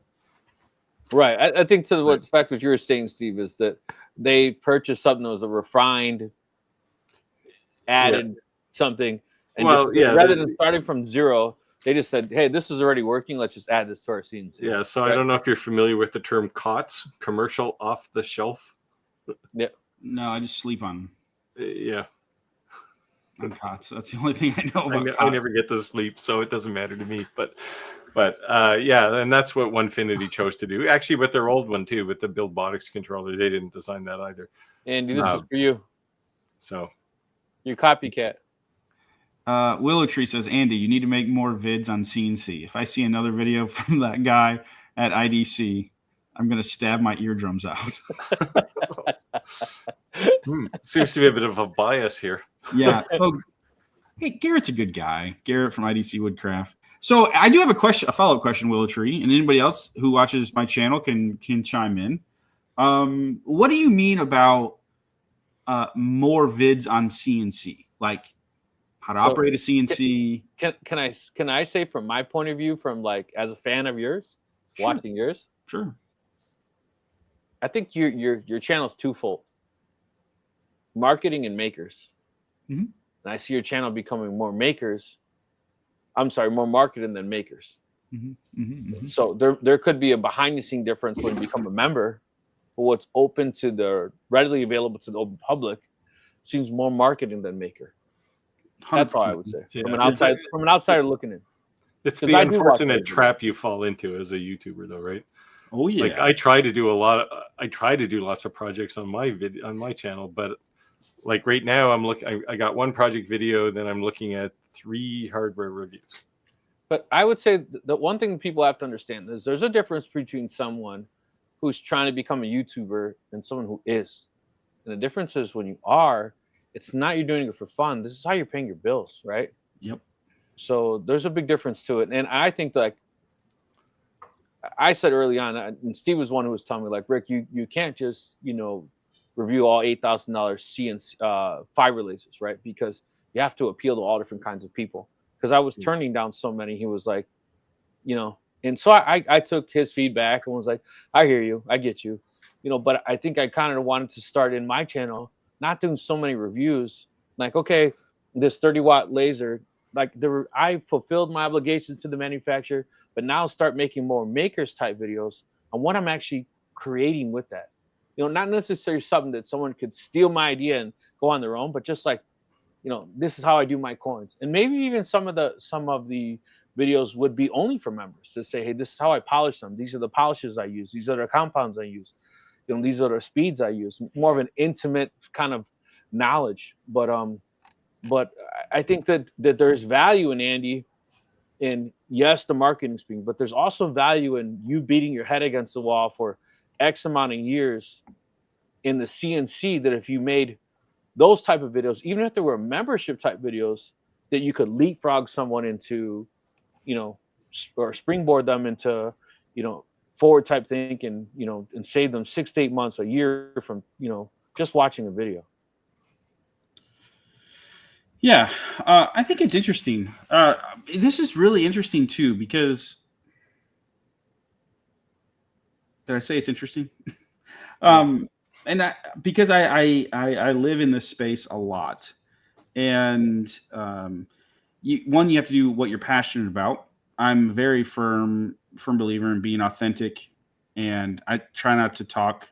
I really try not to talk about things that I don't know. Or if I do, it's like, hey, look, I'm learning this too. What I feel passionate about and what I feel like the value I can offer is on the business side of things, in my business perspective. You have to differentiate yourself somehow. And that's what's resonated, the business side, the marketing side. I can tell you right now, as far as like the build projects, they don't go anywhere. They don't resonate. There's this massive, if you don't know, there is this massive disconnect. Viewers, there's a very vocal minority across in the makerspace, whether laser, CNC, DIY, where there is a vocal minority of people. I cannot tell you the amount of creators I've had this conversation with. There's a vocal minority that want build videos. But when creators release build videos, they're usually their least viewed video. Yep. And they're the most expensive and time consuming to produce. Yeah. And so if people want more build videos, how-to videos, then more people have to watch them. Because at the end of the day, like, we create videos for people to view, but not strictly just to get views, right? Because anybody can do that. But I can tell you, some of my most disheartening moments on YouTube have been some of the projects I'm the most proud of. And it's like, picture a kindergartner, like my son, he found a shark tooth on the beach. He's super excited about it, right? We just got back from vacation, and he's going to bring it into Kentucky. There's no beach. Yeah, there's no beach. And so he has it, and he's like, I'm going to go share this with all my friends. Show and tell. He gets it out of his pocket, and he holds it up, and everybody, like, for everybody to see, they're excited to share, and they're just like, yeah. Yeah. Like, the video that I was last year, I was the most proud of. I built the car, a little push car for my son. So it's a working push car that has wheels. Like, I'm not an engineer. I'm not a Steve. I don't know how this thing works, but I figured it out, and he actually rides in it. Lowest viewed video of the 50 videos I created last year. Which is fine. I enjoyed it. Yeah. I enjoyed making it. They're shocking, right? So, I mean, I have the same experience. At project videos, there's a loyal collective that watches them. But if you were going to rely on that, then your channel would cap out at about 20,000 people at the most. Most, yeah. Right. Yep. But this past couple of weeks, I've done some business videos because people have said, hey, I want to know more about pricing or whatever. Mm-hmm. Well, I did this one about not letting customers negotiate your price for you. And I mean, that thing's gone viral. It's got like 35,000 views in the span of a couple of weeks. And it's like, great. I wasn't even expecting it. It was just like, here's some information I know about how to stick to your price. It was actually just specifically address something somebody asked me. And it's like, well, now all of a sudden there's a whole bunch of people that are interested in that. I wasn't expecting that. But like my clock video, the one, like, I literally built a clock, and that one got kind of okay views. It's doing all right, but and it's gotta, so there's this there's gotta be, right, there's gotta be, like, as a creator, it's gotta stay fun for the creator, otherwise you stop doing it. Can I say something on basic what you just said right there? IDC, right? Yeah. Very, very well informed videos, but he doesn't seem like he's having fun. It seems like I'm watching the dry eye commercial guy. Okay, guys, what you're gonna do now is, like, you gotta have some kind of personality, be a little bit of wise ass, jokes. People come on our lives and they say, hey, the silver fox, or the, Andy's, like, we have all these inside jokes. I'm like, sure that's why they come too. We poke at each other's beehives every now and then, and we have these inside jokes that the only way you would know them is you're a loyal watcher, And it's funny because you see it, in our posts on our Facebook group, in the comments in our thing. So to me, that's good because people are genuinely enjoying our content. But when you have to like skip through, because like I'm not saying there's value in this video, like I'm definitely gonna learn something, but I just don't enjoy you. I'm sorry, you know what I mean? But like, it just, you gotta come with a personality, and I think that's why I actually asked you guys to be on these podcasts, because I enjoyed watching your videos, and it's a different approach. Just because you're a technical guy or informational doesn't mean you're a person. You're a personal person, right? Does that make sense? This is the biggest reason why I don't do a whole lot of sponsorship stuff, right? It's because then you're not having fun. Then it's a job, right? And it's just like, yeah, I can make a whole lot more money if that was all I was cared about. I could have millions of sponsorships, but it just wouldn't be fun. Yeah, and it's so I'm on the opposite side, right? Like this, what I do puts food on my family's table. I made that choice. I could go and get back in a normal job, but I made that choice, and that is completely on me. But it's something that I used to do for fun, and I turned it into work. Right. Yeah. And some days I regret that. But other days I'm on top of the world, and it's fantastic. It's like a day job.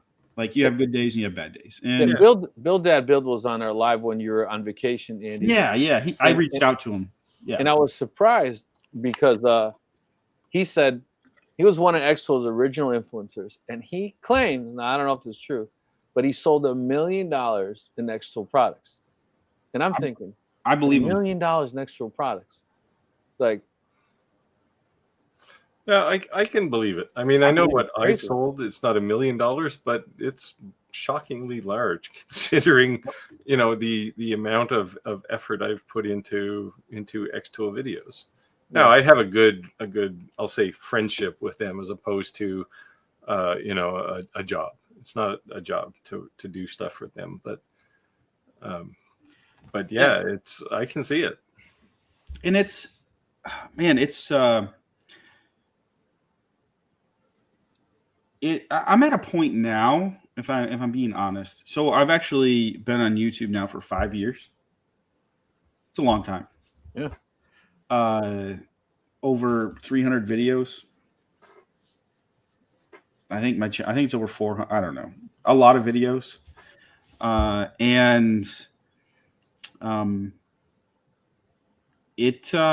It becomes I'm in one of those moments where it's a grind.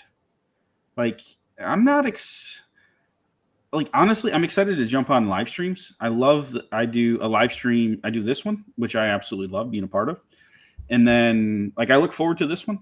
And then on Thursdays, I do my own live show every other Thursday. It's every 2 weeks. Those are my highlights. Long form videos, I'm just like ideas aren't coming easily. You go through those times. Ideas aren't coming easily. You don't want to force something, but I want to deliver value. I want to, what's going to be valuable, and it's kind of always trying to figure out what I'm passionate about versus what, my audience is going to find interesting. That's where I live. How can I, something that I enjoy, but it's something that I can also, can be helpful. So I think it's important to really listen to some of this feedback, because a good part of our audience are also fellow influencers as well as makers, right? Or makers who want to go that pitch, because at the end of the day, whether you're a YouTuber or you own a pasta joint or a coffee joint, marketing's marketing, right? Mm-hmm. And if you learning algorithms, no matter what type of business it is definitely good. Yeah. And it's really easy for when you own a business in general. It can be soul sucking at times. Yeah, sure can. You want to take this question, Andy? Yeah. Christopher says, so I have a Bob CNC, but looking to upgrade. While my machine now is okay, I can see some flexing in the Z axis, and I can't have that. So looking for something rigid. Well, you've come to the right place. So we've got, usually we talk about 3 CNCs here, brands in the hobby, let's call it the hobby high performance market. I think that's accurate. Fair. We have Onefinity, we have CNC Labs with the alt mill, and then we have Shapeoko. And the only one that isn't represented here is the alt mill, is CNC Labs, but they're kind of the new kid on the block as well. You cannot go wrong with any 3 of those machines. I think it depends what you want to do. Now, if you want to stay in the hobby-ish market with a budget of, let's just throw out a number, minimum $3,000, maximum, and that's a small machine. That's a small footprint, right? Yeah. Maximum. What did you just pay for your, if you don't mind sharing, Rick? You're all out. You went all in on your Onefinity setup. I think it was like $7,000. Let me look it up. Yeah, I was gonna say $7,000-8,000. Yeah, I think mine was 6,500, but then I put a spindle on it. And Oh no, this is not including the spindle. This is just. okay. This Yeah, I is- think the prices went up on those. This is not. Hold on one second. It's the benefit of being popular. I guess you can raise your prices. Yeah, this is pure. This is not the table. This is not. Hold on, I'm telling you right now.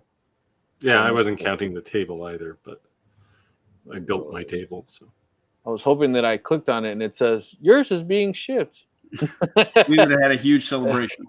next year is when it's $6,348.70. Yeah, so let's say 7K, 8K, something there all in. That's pretty much the range.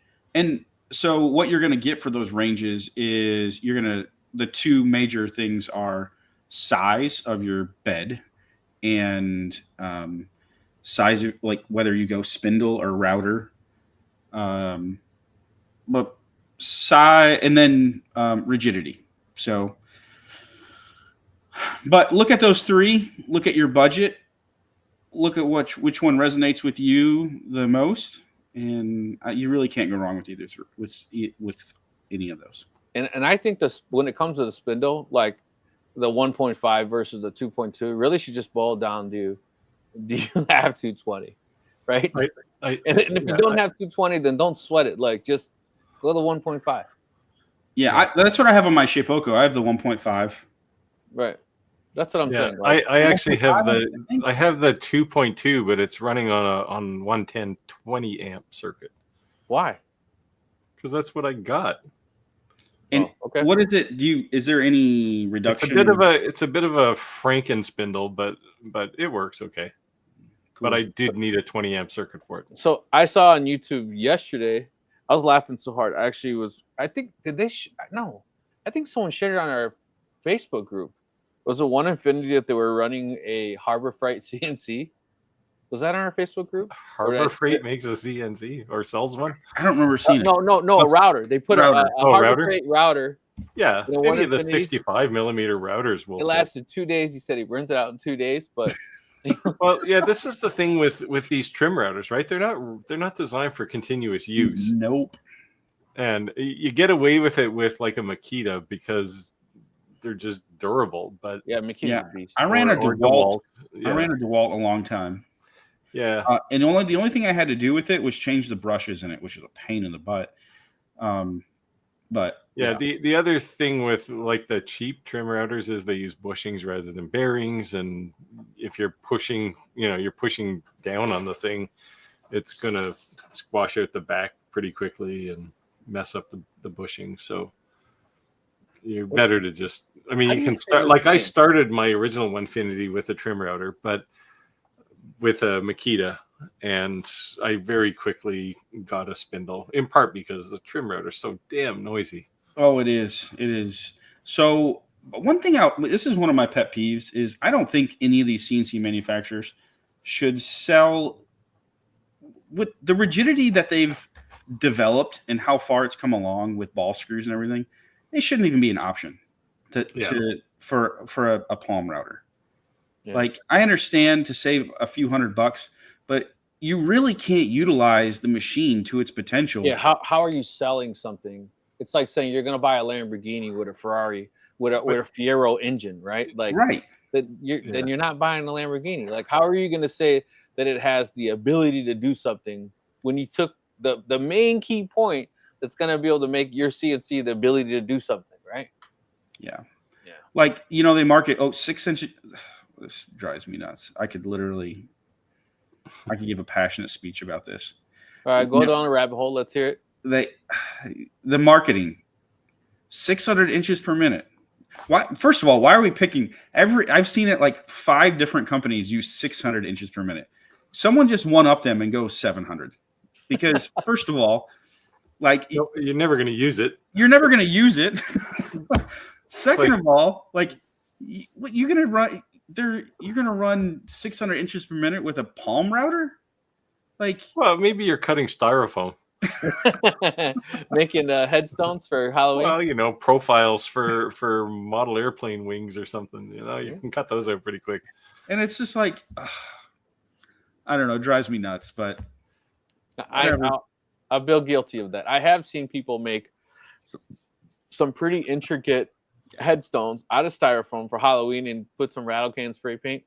Yeah, and that looks pretty badass. I actually would like to do that this Halloween. My neighbor does this. It's a bit, I mean, some people go over the top, right, with the decorations. Yeah. Like their whole front yard looks like a graveyard. Yeah. Flack, what does it say? Vac flick? I agree. I could park the truck on my Onefinity. Kevin said all mill uses G-Sender. Yeah, I don't mind G-Sender. If you have like a Genmitsu or something, G-Sender is probably the choice. Yeah, I was surprised when I watched that video though that the one thing he actually said kind of went against was the interface on the Onefinity, and I thought that was like the selling point of the Onefinity, kind of like, you know, like the big display. You mean? Yeah. Saying it was like overly complicated and more for not as user friendly as the Shipoko. The Shipoko is like super user friendly. I don't know. I mean, it's so when I went from the original Onefinity to the Elite, there was definitely a learning curve for the UI on the big display on the Elite. And there's a few things that do annoy me, like when you want to manually move the head around. You have to remember to be in jog mode as opposed to, you know, you can just push some buttons. I mean, I'd never move with the screen anyway. I have the little hand control, but then I still have to go over to the screen to go into jog mode. So that annoys me a bit.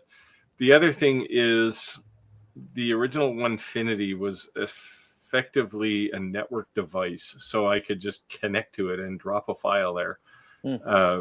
Whereas Masso has their own little file transfer thing that you have to drop to. It works, but it's not nearly as seamless as the original BuildBotics interface. So those are really the only two things. I got over the UI fairly quickly. But Rob said, Ryan is cutting it close. He's a good friend of mine and very reputable. I haven't known him to sell to anyone. He's commissions. Yeah, he's very honest. He said, like, I have these 3 lathes, pretty much exactly what you said. Alt mill, the 3 key players, he did the same exact thing, right? And he asked you to click on the affiliate link if you are going to buy one you're watching with him, because he's affiliate for all 3. I mean, how could you go wrong with that one, right? So these are the top 3 sellers I'm going to be. And at the end of the day, nothing's flawless. There's always going to be flaws in something. Yeah. But, yeah. But there's going to be a reason why. That's why I'm saying I was really, really. The only reason, like, Shipoko is like, to me, was like everything all in one. Software support, like it was kind of. And there's benefit to that for sure. Like, it almost sounds too good to be true, but they got their shit together. That's all I can say. Like, yeah, I almost bought that was going to be my CNC of choice, and then I saw the Onefinity. Yeah. To me, just the Onefinity looked more robust. So much nicer. It just seemed more robust, and that was the only reason I did it. Yeah, whether it is or not, I don't know. Yeah, I don't know. I mean, Clack loves his Shapoko, and everybody I know who's got one loves them. But Yeah, I just mean, looked at- Shapoka can send us a CNC, and One Infinity can send Andy, and then we could cross examine. There you go. Well, I actually had a bit of a conversation with the CNC lab guys about a year and a half ago, probably 2 years ago, to say, hey, like, I'm happy to give you some coverage, and they were like, well, no. But So, okay. I talked to what's I hear their PWN stepper motors CNC. aren't as big as the 150 anyways. Oh boy, no, they're the same. Yeah, PWN CNC. When I bought the spindle, I asked them about their CNC. Hey, you guys want to offer me a CNC? And they didn't say no, but they said they weren't ready yet. That they're still working through some issues. Yeah, I mean, I'd be happy to cover it just so I can have, like, because people ask me all the time. Well, they're asking on here, right? Which one of these should I buy? And the only one I'm really familiar with is the Onefinity, and I love the thing. I'm not going to ever question why you wouldn't want to buy one, but I know the others are probably just as equitable as the Onefinity. So yeah. So Ryan said, "This is great. This is great tonight. I love these comments." Ryan at CIC and Garrett at IDC are pushing sell their own stuff versus educating on CNC. Nearly all IDC videos are over an hour and ain't edited enough to watch that long. That's why I told you. I felt like, I'm not saying I didn't get some bad. I didn't learn something, but I'm always skipping. Right? He just seems like the dry eye commercial guy. He doesn't have like a lot of personality. I don't know. I try to cut my videos down continuously. I edit them about 4 times before I publish them, and people still say they're too long. So the Clack said, IMO, as long as you have a sharp bit on the proper RPM, the flex should be minimum. Yeah. I watched the video and applied force to top and bottom spindle and could not cause, basically saying he couldn't duplicate what he saw in the video, right? Yeah. Well, this is on the Shapeoko, but I mean, on the Onefinity, I would argue the same thing, that you're not going to move it. These things are all pretty structurally sound. Yeah, and here, let's be honest. Like, we're machining wood. Not metal. We're not machining. Well, I've done some metal. Right, but what I'm saying is, most of the time, like this is talking about wood is very easy to machine and very forgiving to machine compared to metal. Yes, and I don't know. I think it's really easy to get caught up in like the if you watched it, it was a month ago, 2 months ago, I made a series of videos about this the Shapeoko, and it's like, I made a comment in there about the marketing. It's like everybody's marketing speed, or mine's faster, or mine's stronger. Like, get out of, like, at the end of the day, you are not going to be like, wow. I mean, personally, you're not going to be like, wow, my machine's not rigid enough, or wow, I can't go fast enough. I can't get to 600 millimeters a second, damn it. Yeah, like, that's not going to be what you're going to be beating your head against the wall because you can't figure out the software. Yeah, that's really what's going to happen. Yeah, you'll forget all about the hardware in the first hour. So I don't know if I'd say if I would diminish the fact that we're just doing wood. Like, have you ever done any exotic hardwoods like Jatoba or Bubinga? I've done. These things are like cutting concrete, man. They're hard. Yeah, you are right. You are right. There's some extremes there, but if you go to the hardware store and get a piece of pine, you're gonna cut through that like butter. But even like North American hardwoods.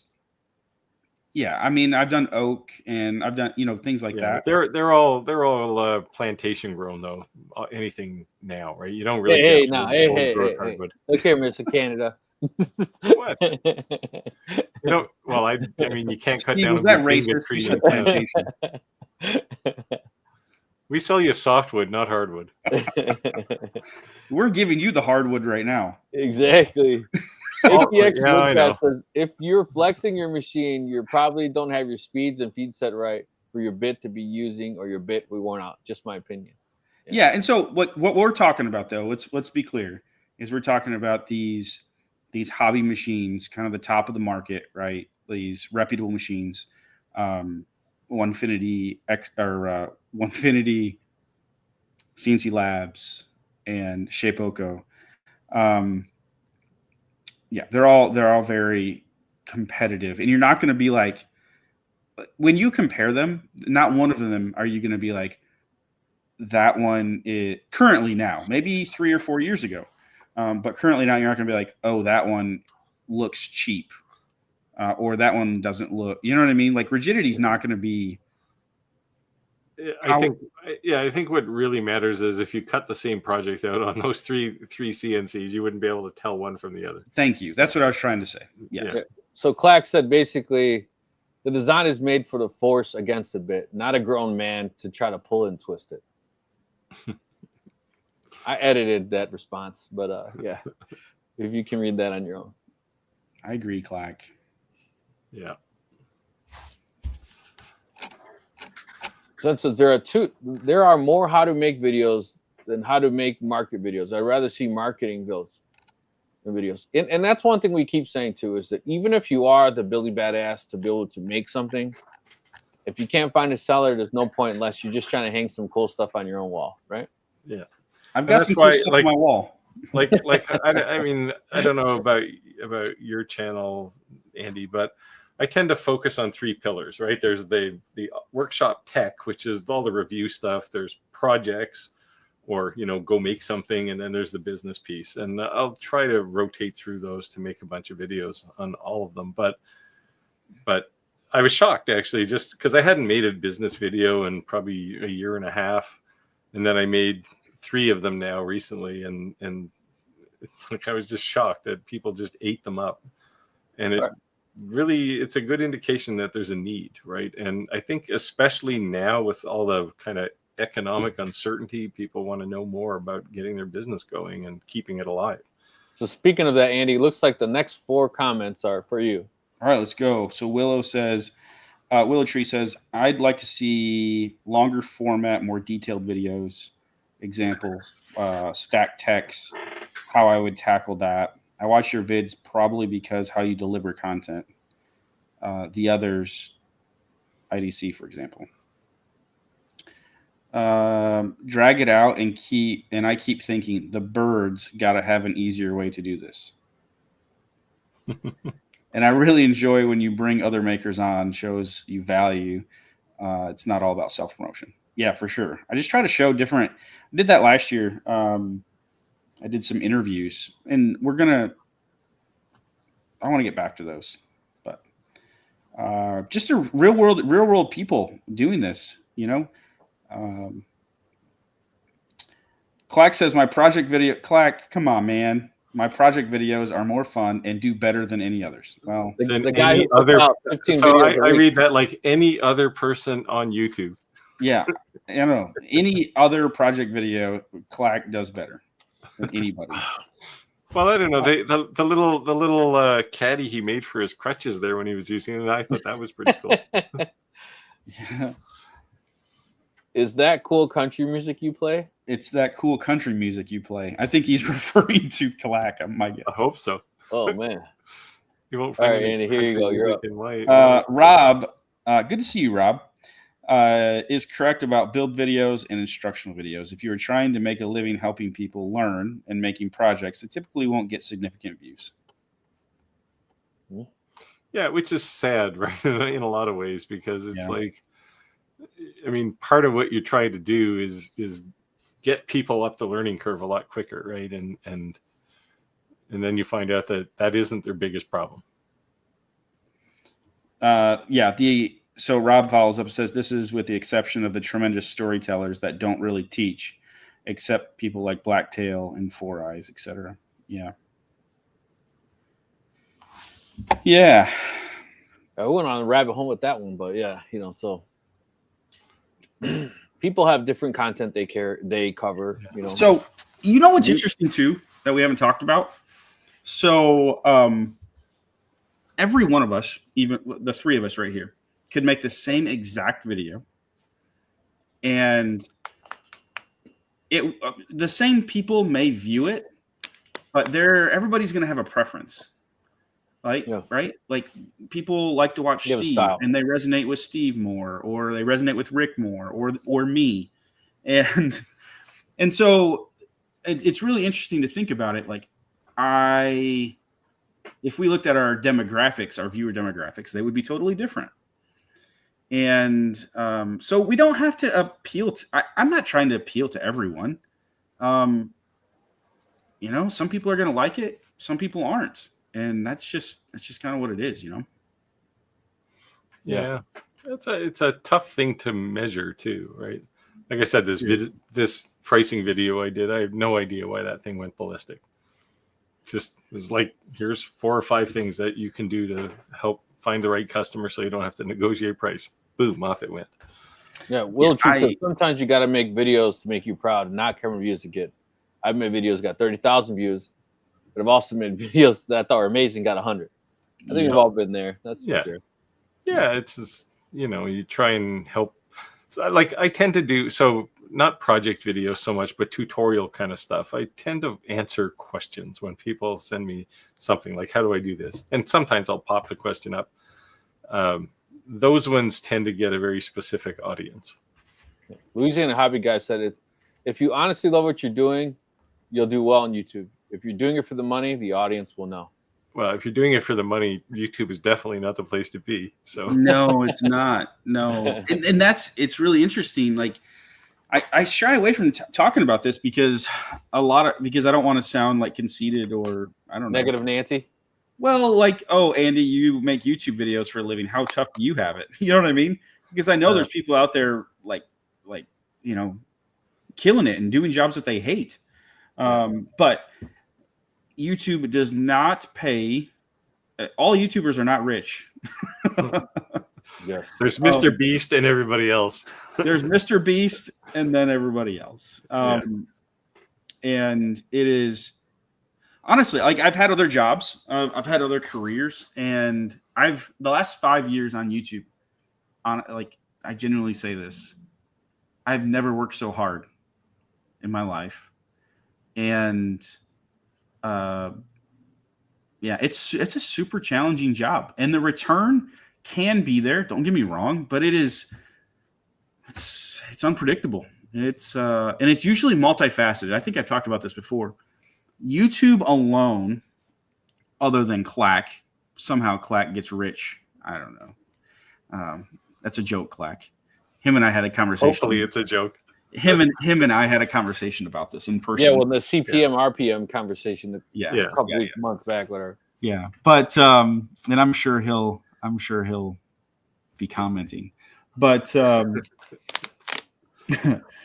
but yeah, YouTube itself doesn't pay a lot, but really where you can make some income is everything outside of that, right? Like, is affiliate marketing. If anybody's looking to get into YouTube or make money on YouTube, affiliate marketing is a great way to get started.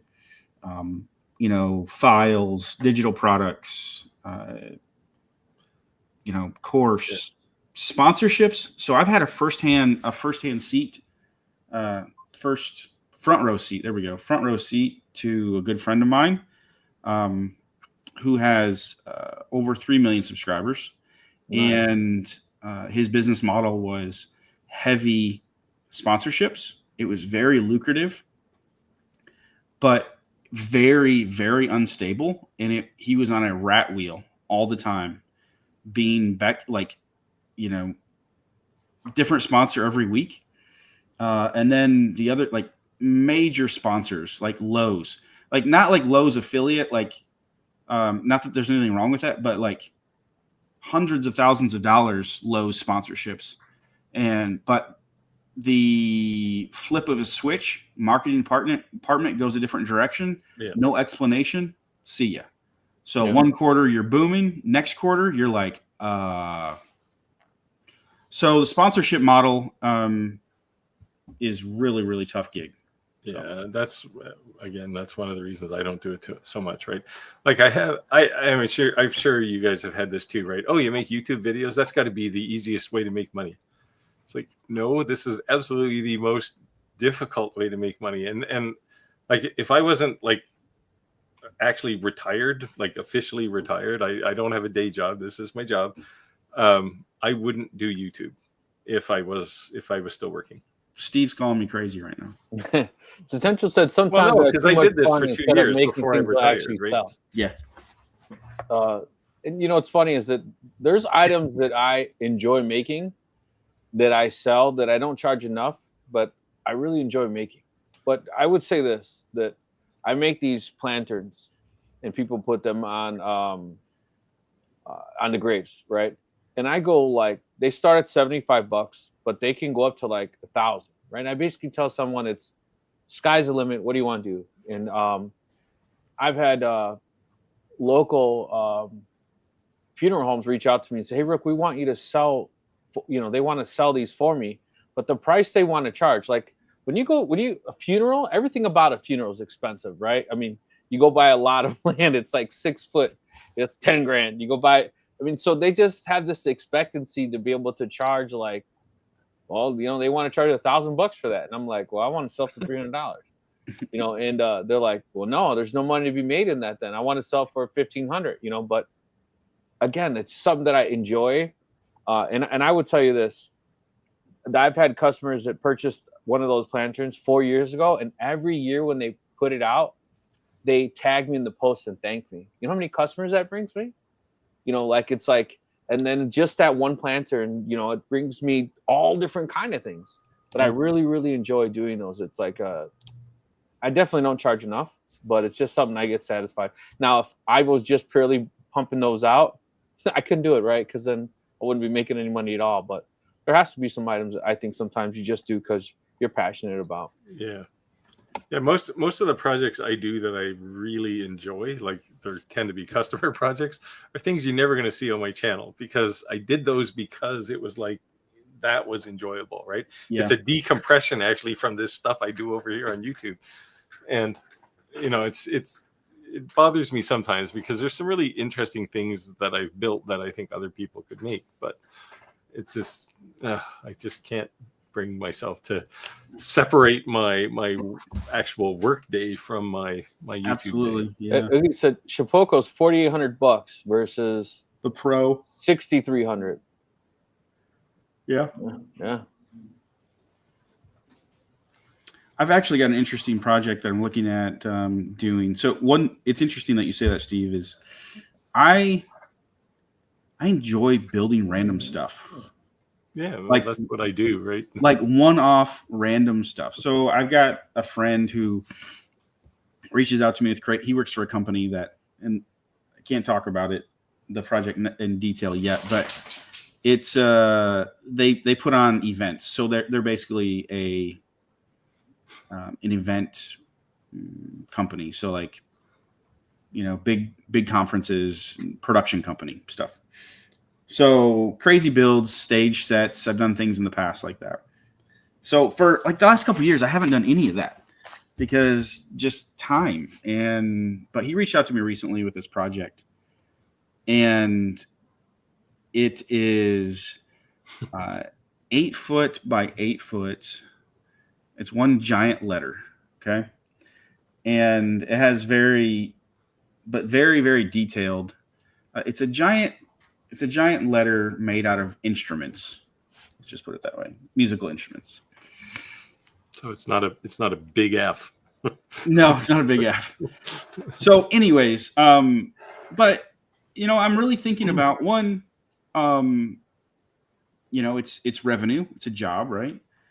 Two, I think I'm going to use, I'm looking at using, like in HDU, different machining a different material, right? So like, what do they call it? Corofoam. Yeah. You ever heard of corofoam? Like coroplast or foam, foam. It's actual foam. So it's like machinable, like for exterior. Yeah. Sign makers use it a lot. Yeah. For exterior signs. So new material. And I've really enjoyed like trying to figure out how I would make this, and how it's massive, So do I make a video out of it? Do I just make it? Do I, all these different questions swirl in my head. But it kind of ignited a little spark, like, just making something random again. that I'll never make again. This is one of one. Yeah. See, and that's one of the reasons why my whole business is that way, right? Like I rarely make two of anything. Yeah. Louisiana hobby guys, you guys are making me feel like an amateur using. I can't. What is? How do you even pronounce this? Is that a typo or is that no? It's Masuder. It's the Fox Alien Masuder Pro. Oh yeah, okay, yes. There you go. No, you're not. Hey, you're not an amateur. It's a good place to start. The right tool is whatever works for you, right? Yeah, like that machine isn't as powerful, as big, as easy to use, like easy to use as the ones we're talking about. But I know people that totally can make money on those things. Just have to have within just as long as your expectations are aligned, you'll be fine. But, I don't know. I'm laughing on Kevin's comment over here. It says, I walked on my F1 Elite with a stiffy, and I could not flex a spin on. And I used to wrestle in college. He's trying to put in a half Nelson, like, come on, baby. Yeah. I was wondering how he had to throw in. I used to wrestle in college, so we got to know he's strong. You glossed over somebody. Oh, this one. There we go. Yeah. A 3 horsepower spindle on a 3018. Yeah. You should do there it. you go. Totally. Diesel. Go for it. That would be awesome. I would do a video on that. And that would be like $50 laser project there. Twin Bridge and Stratton motors. I'm gonna take the spindle off my Avid and put it on a 308. That video will get a lot of views, just because. Yeah. So Steve's custom video is very well made. Thank you. Late to the party again. And better late than never. Better late than never. We had some very good, interesting talks. You can always go back if you wanted to catch up. No problem. Since said somebody make a video about how to scale a business without hiring help. Well, I can certainly do that. I'm sure. Well, you could too until you went and hired somebody, Andy. Yeah, I would say don't underestimate ChatGPT now, man. Yeah. Well, for so sure, man. That's. I mean, I have recently subscribed to. I was always using ChatGPT, but I recently subscribed to it because I'm going pretty hardcore with it now. Yeah, I use it all day long, every day, Have at you work seen- and at home. Have you seen ChatGPT's new? They just updated the image generator. Yeah. That is.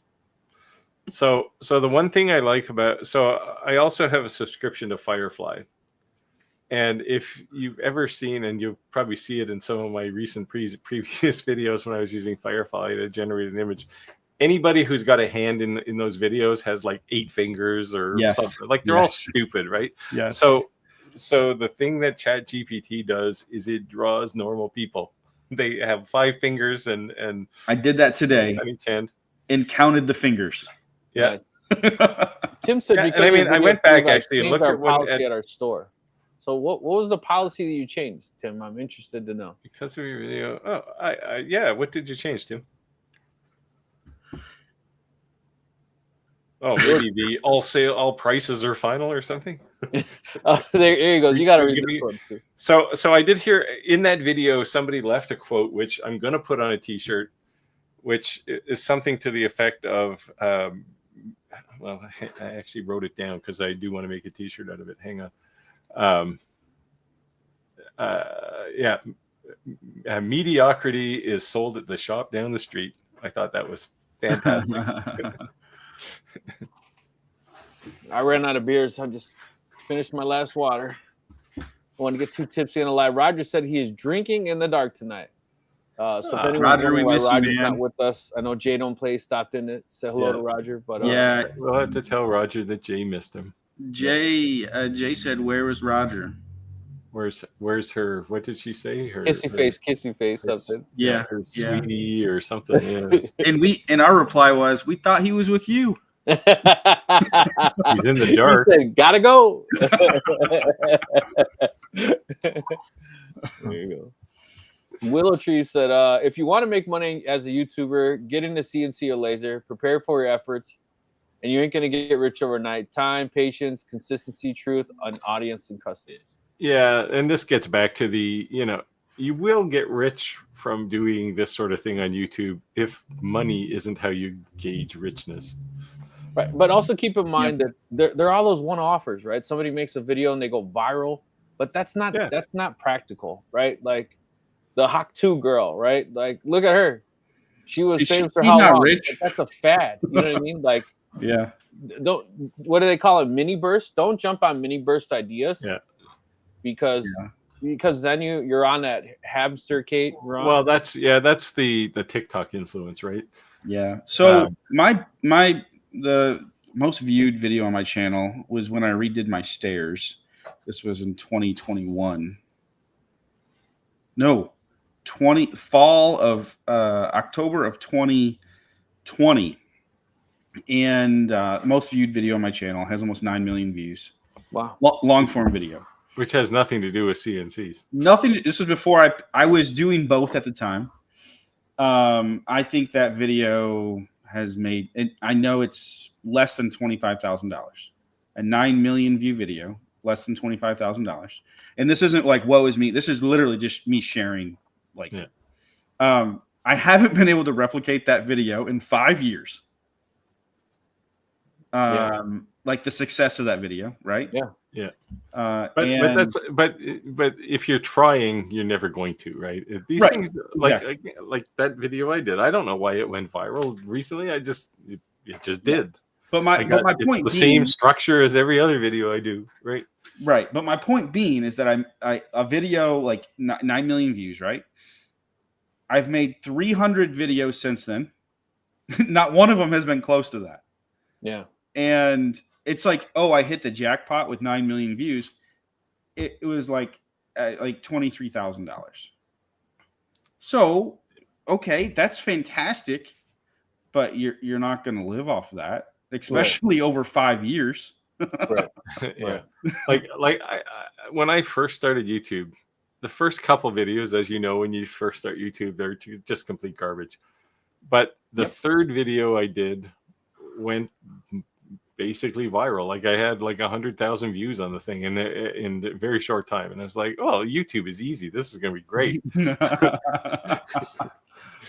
See, they did that to hook you. There you go. Well, no. So when I started YouTube, my rationale was, other than my own, I'll say, selfish interest in wanting to help people, I thought this must be easy because I know people who are like teenagers and they make $1 million a year, right? Yeah. And it's like, so it's got to be easy. No, Gotta YouTube be is freaking hard. It is hard. And honestly, so this brings we talked a lot about YouTube, but I think this is a great point. I get the question a lot is, Andy, why don't you sell more physical products? And so if I zoom out, like I haven't known you all for the last Andy Bird Build started 7 years ago, and a little over 7 years ago. And that's what I started doing. I started making things and selling things 7 years ago. And if you look at it, the whole timeline, it has been like the whole 7 years. I made and sold heavy on the beginning to where I am lighter now. I still make and sell now, but I've went more digital than I have making and selling. And I get the question, Andy, why don't you make and sell?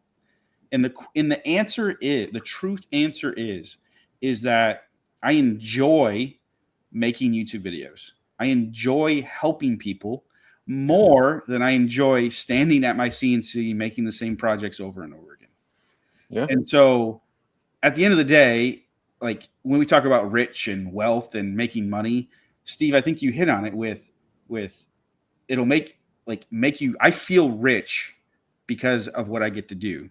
Not necessarily because of the money in my pocket, because there's more to it than making money. Yeah, and that's the thing, right? Like when I was working, I mean, I had an amazing salary. Like it would astound you.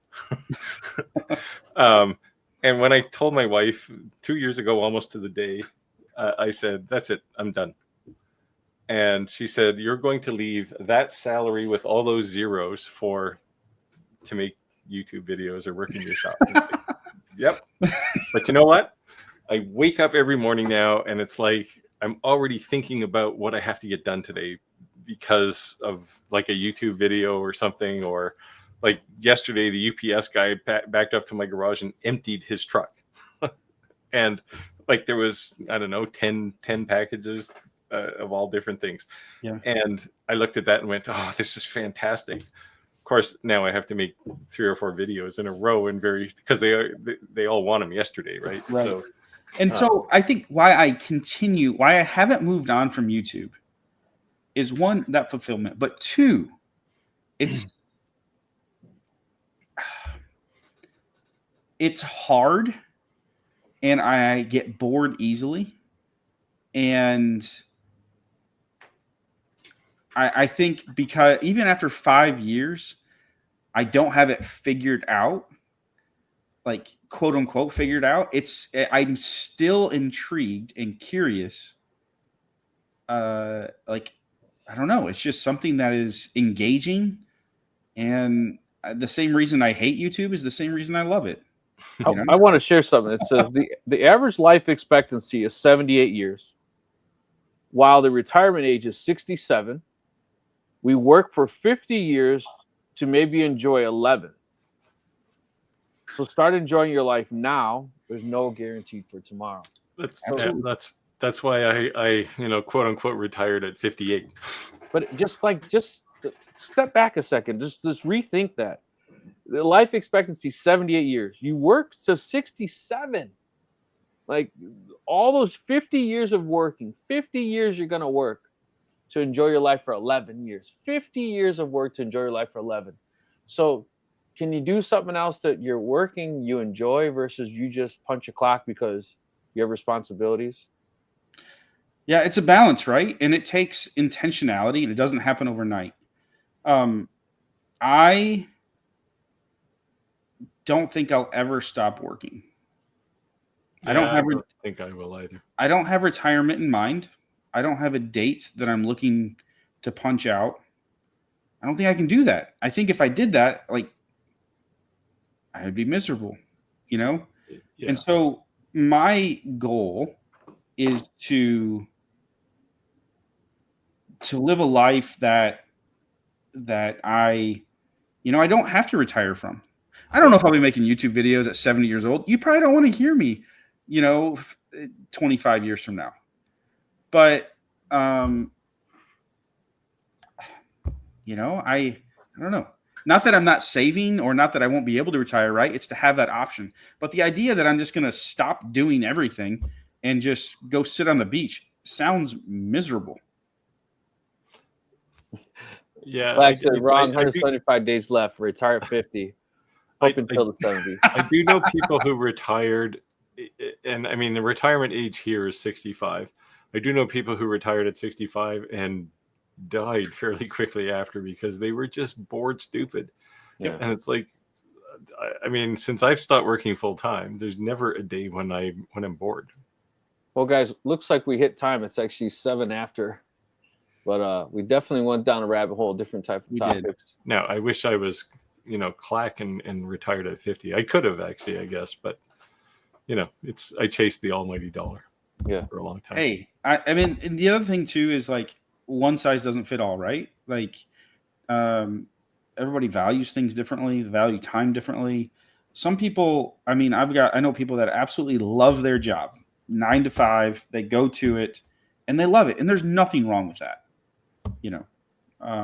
And not everyone's meant to be an entrepreneur. And I used to be like that, but for the last 5 years I was working full time. I hated every second of it. Yeah. Until I finally said, okay, I've had enough. And that's the thing. When you get to that age, if you have a full-time job, you will know when your time is up. So if you take anything away from this live, it's just everyone understands that there's times you got to do what you got to do. But it's also to have a self-motivation that you could do something else that makes you happy. That doesn't have to be the end-all, be-all job that just makes you miserable every day, that you sit at the edge of the bed to say, do I have to do this for the next 25 years? Why am I getting up this morning? So if that's the way you feel good every morning, then make steps to change that. And it's not going to happen overnight, but you have the power to be able to make that happen. Instead of doing what you have to do what you want to do. Absolutely. Yeah. Cool. Yeah.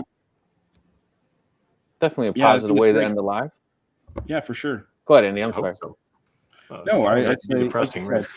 The person that is struggling, and they've got to put food on the table, Sorry. It doesn't. And you may think that's out of reach. Like doing what you want to do is out of reach, and you don't have a choice. Because I would say that's a lot of people. You will, if you are intentional now, you will have. I really believe that you will have a choice eventually. Maybe you because life changes so quickly from season to season, and if you've got 5 kids in the house under the age of 10, you probably can't just drop what you're doing and go make YouTube videos unless you've built up to it, right? But that doesn't mean 10, 15, 20 years from now that you won't have that choice if you're thinking about it now. And so planning ahead and where do you want to be, and you start orienting yourself and preparing yourself for that. Maybe sometime I'll share. I think it'd be cool to share our stories, how we kind of got where we're at. I think that'd be cool. But what I'm doing now didn't start 5 years ago. What I'm doing now started when I was 18 years old. So 20 years ago. 10 years ago, we'd say? 20 years ago. I'll be 30. Look at this gray. So you don't want to be gray. You don't know You're gray, in your 30s? I'm 38. Yeah. Okay. I'm turning 46 this year. 38. So I will be 61 this year. Okay. Yeah. Later this year. Way later. All right, guys. No, I think this was a good live. We definitely had a lot of covered opportunities to share with people. A lot of different ground tonight. We did. We did.